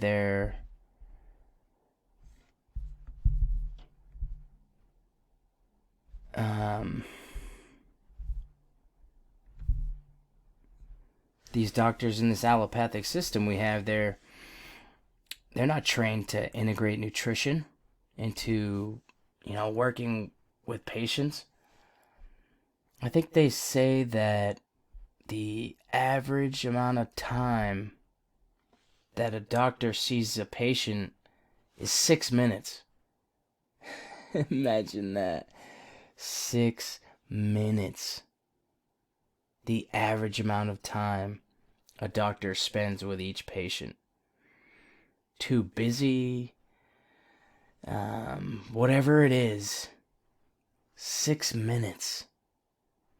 And what's the end result when you leave that doctor's office? A prescription for pharmaceutical drugs. They're incentivized to prescribe these things. They're incentivized to get children vaccinated. It's total fucking madness. No consideration of our nutrition, our sleeping habits, how we manage our stress, what our relationships are like, what's your mental health like. All these things, all these factors that is imperative for a doctor to know in order to be able to actually treat you. But no, they're not taught nutrition in their education. So they don't incorporate it into their practice. And what do you know? There's a bunch of people just walking around sick as fuck. These pharmaceutical drugs are addressing symptoms, masking symptoms, not addressing a root cause. Pharmaceutical drugs, according to Johns Hopkins, kill almost 130,000 people every year, taken as prescribed. Not abuse, not a drug overdose, like you would think, a traditional prescription drug overdose. No, taking as prescribed. Do you think they ever study? Like, I have a friend who takes 7 different medications. Do you think that they've ever examined or studied how those 7 medications actually work together? Synergistically? No. No, they haven't. Of course they haven't. And then add the vaccines, and the GMOs, and the fluoride in the water, and the toxic air from the jets leaving trails everywhere, geoengineering, stratospheric aerosol injections. 6 minutes, an average of 6 minutes these doctors meet with patients. And we wonder why we can't, heal and get better. What a fucking joke. But this documentary, The Food Cure, powerful shit, man. Gerson therapy, cure for cancer. Since like the 1930s.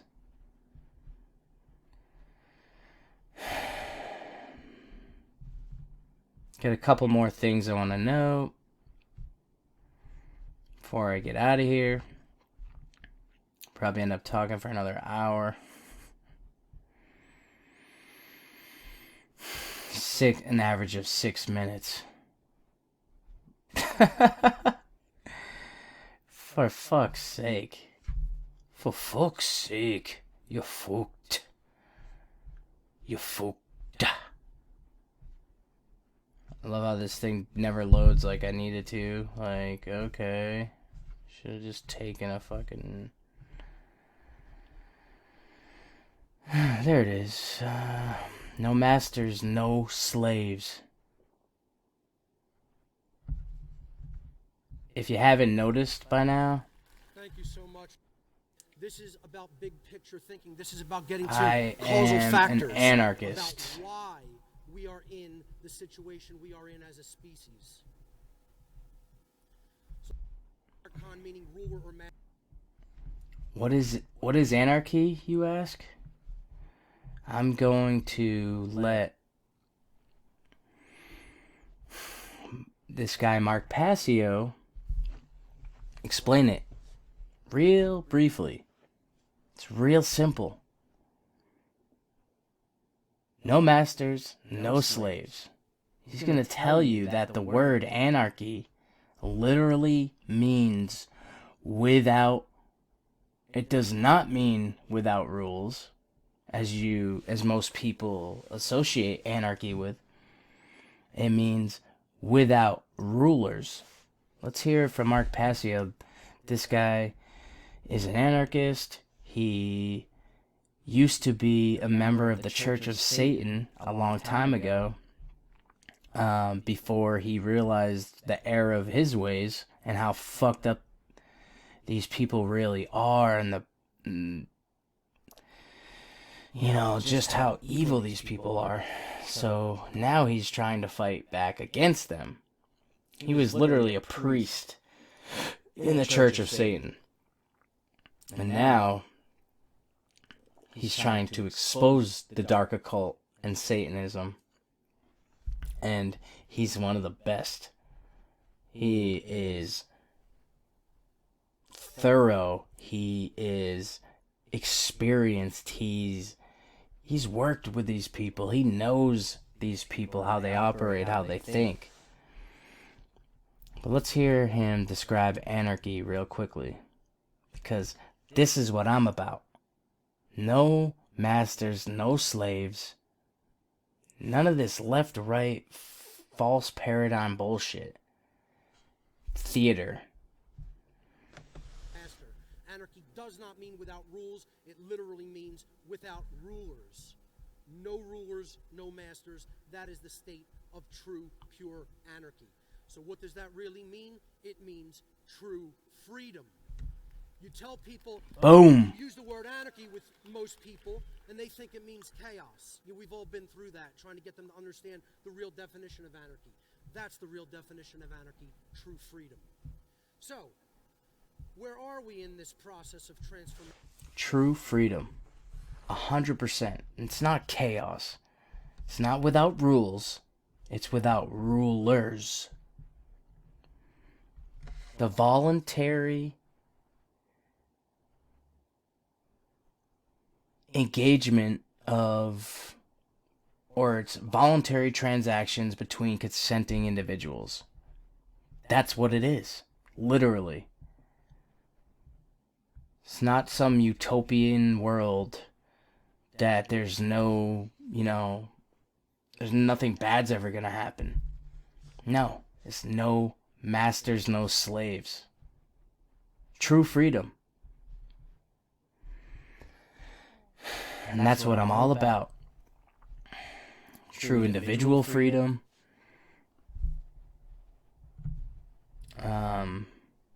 So you can be free. We need to fight for that. We always need to fight for our freedom. Speaking of which, censorship. This is my channel. I've already had 3 videos. One here. Staples discrimination removed. Terms and policies violation, apparently. No explanation from them whatsoever. U.S. military training to imprison Americans removed. Term and policy violation. No explanation. I've got 33 subscribers. And they're throttling me and my speech. It's fucking insanity. Copyright claim here. I put a fair use clause in every one of my videos. I have the right to share information and play other videos for satire, for education, for a variety of reasons, and I include a confidentiality or a fair use notice in every one of my videos so I can do this. Fucking YouTube. Fascist fucks. Yes, YouTube. You are fascist fucks. So you can find me over on BitChute. I'll link in the description. I'll show you the video.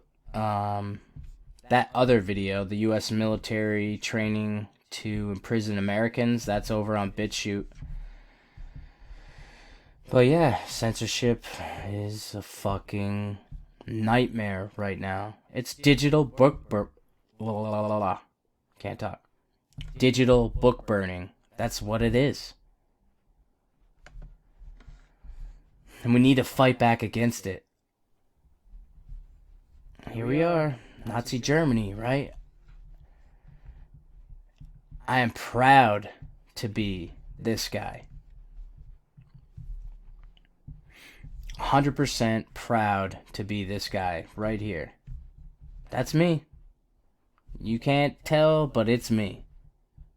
It's you. It's anybody that values freedom. True freedom. No masters, no slaves.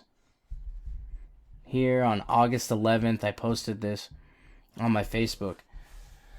Just wait and see what the second lockdown looks like. And boy, is it coming. Lockdowns are for criminals. Quarantines are for sick people. Masks are for slaves and are common among occult rituals. Social distancing, aka psychological warfare, aka solitary confinement, was a torture tactic developed and fine-tuned by the CIA motherfucking A. Just see what John McCain, that piece of shit war criminal, has to say about social distancing. Yeah, he says it's the worst form of torture. He'd rather, be waterboarded or tortured physically than isolated. It's totally a cruel punishment. So, I am proud to be this guy pictured here. But feel free, waste your time and energy trying to attack me, shame me, guilt trip me, call me crazy, tell me I'm selfish or lack compassion. Those weak, childish attempts won't work on this guy. I know who I am, and I know who I'm fighting for. I fight for humanity. For love, for light, for the children, for compassion, for understanding, for fair play, for justice and for freedom. If you're clamoring for more mask mandates, more lockdowns, and mandatory vaccinations, it's time you back the fuck up. Just back the fuck up. I'll fight tyranny and ridiculous mandates until I'm 6 feet under.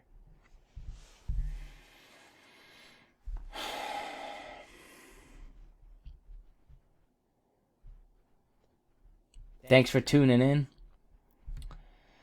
Gonna end with some message of hope, because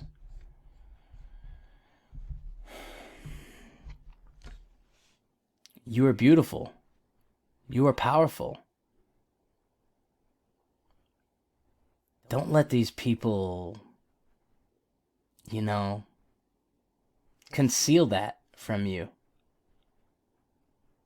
The only person that's going to save you is you. But not until you've really looked within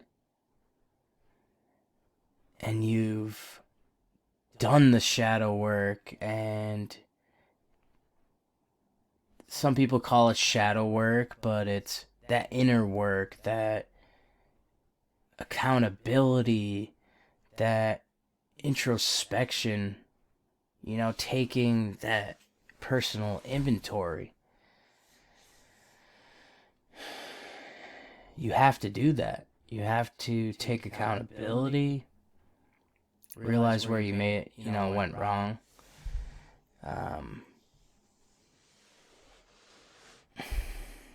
I'm still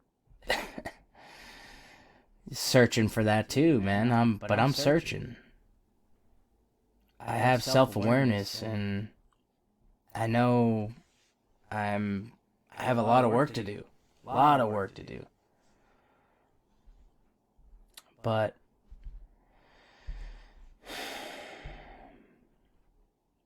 we have to fight. We have to fight.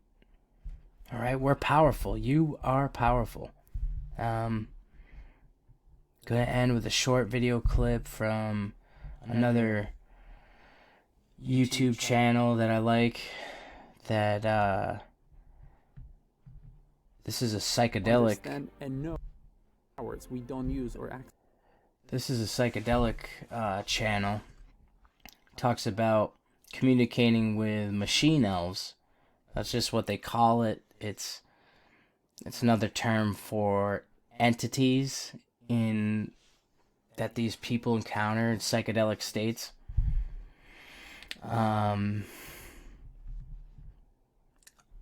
I've definitely encountered them.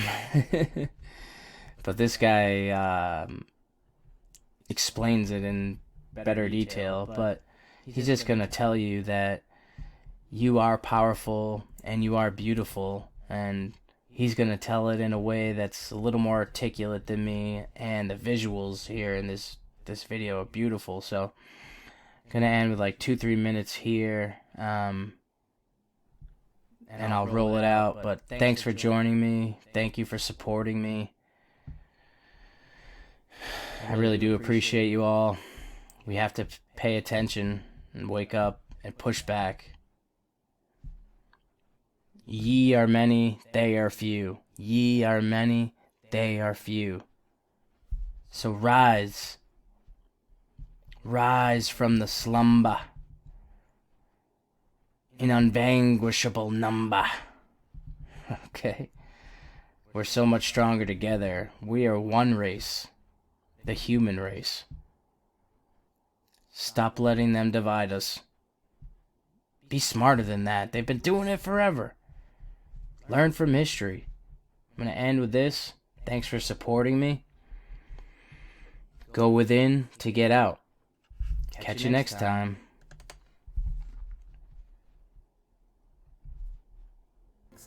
I've talked about these in other 434 videos, and here's a quick recap of what they want you to know. Although the entities do not get involved in our earthly issues here, they're fully aware of your role. They know who you are, why you're here, and they know what role you play in the plan. They want you to know that you're exceptional and important. They said your biggest superpower is your mind. You're given a wonderful brain that allows you to do so many incredible things an average person doesn't get access to. The range of emotions you experience and the ability to communicate with others in this and other dimensions is one of a kind. Love is an incredible superpower that has the ability to transform your life here. It opens doors to almost anything you want. It is what makes this existence so exceptional. Giving happiness and inspiration to others is a part of this. They said that people like you and me are a very strong existence. Your power of emotions has the power of changing your surroundings, and you can do so much good with it. Your emotional uniqueness allows you to have access to experiences and people that others don't have. It is your key that will give you access to those who can help you with what you're trying to achieve here. You come to this world with courage that allows you to access things that would normally be out of reach. Because of it, you can go anywhere you want, including other dimensions. Thanks to your courage, you get to experience things that you normally wouldn't be a part of. It gives you an option to have a taste of many different life flavors. You're connected to the energy that created this world. You might be still on your journey seeking its presence, but it is in you. It is an incredible power that has the ability to transform your life. If you come back here to watch these videos and they put you in the state of awe, that means you can tap into the creating force. You have what it takes to free yourself from the limitations of your physical form. Even if it is for a moment, you're capable of generating the same frequency as the creator of this realm. Through your knowledge and your access to metaphysical experiences, you have the power of being an example for people, and that gives you the power to lift everybody's spirits. You can be the shield they use to deflect negative energy with. This part of the message is a call to action from me. Listen to it carefully. It's not a coincidence that you're listening to me now. There's a reason why you're here and why you know what 434 is. There's a plan for you and me, and we're on this mission together. This is not just you watching videos. If you don't know it yet, you were brought here because you have what it takes to raise the vibrational frequency of this reality. You were selected, and now you're a part of something bigger than you and me. You're a beautiful, unique individual, and for that reason your destiny is bliss and awe. You're a tiny minority of people who move the world forward. You are the spiritual rebel, the messenger of love, the scurvy elephant, the disturbing element. Who else can and who is interested in changing this world? Politicians, CEOs, celebrities? It's you. You who went through the painful struggle of self-discovery and self-awakening. You who sacrificed your peace of mind, your relationships, sometimes your sanity. You didn't do it to support a corporation. You did it to make this world a better place. You have the tools to change things. Those in control are scared of awakened, conscious individuals, and you can change things here for everybody else. Everybody wants you to be powerful, and it's not about big acts of courage. It's those tiny things you can do every day that make a huge difference for others and yourself. Start a video channel, start a podcast talking about the metaphysical, promote the spiritual path for everybody you know on your social media. If you don't want to expose yourself, promote other like-minded people, identify and connect with others. Life is only worth living when it is in the service of others. I don't want you to... So yeah, it says, you who sacrificed your peace of mind, your sanity, and your relationships because you wanted to make this world a better place. That's me, man. That is me. Right now. Sacrifice my peace of mind. I'm still searching for that inner peace. I'm closer. I'm definitely closer to getting there. But a lot of my relationships have been strained since I've gone down the spiritual path of,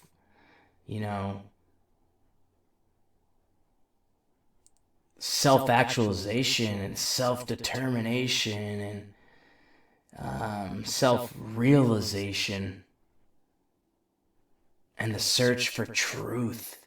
The truth is belligerent. It is belligerent because it fights lies and deception. It's uncomfortable, it's mean, it's nasty. It just tears down your, worldview. It really does. But we need to take stock of where we are now, what the current state is, so we can face it together. Knowledge, understanding of that knowledge, the wisdom to take the right action, thoughts, emotions, action. Thanks for tuning in.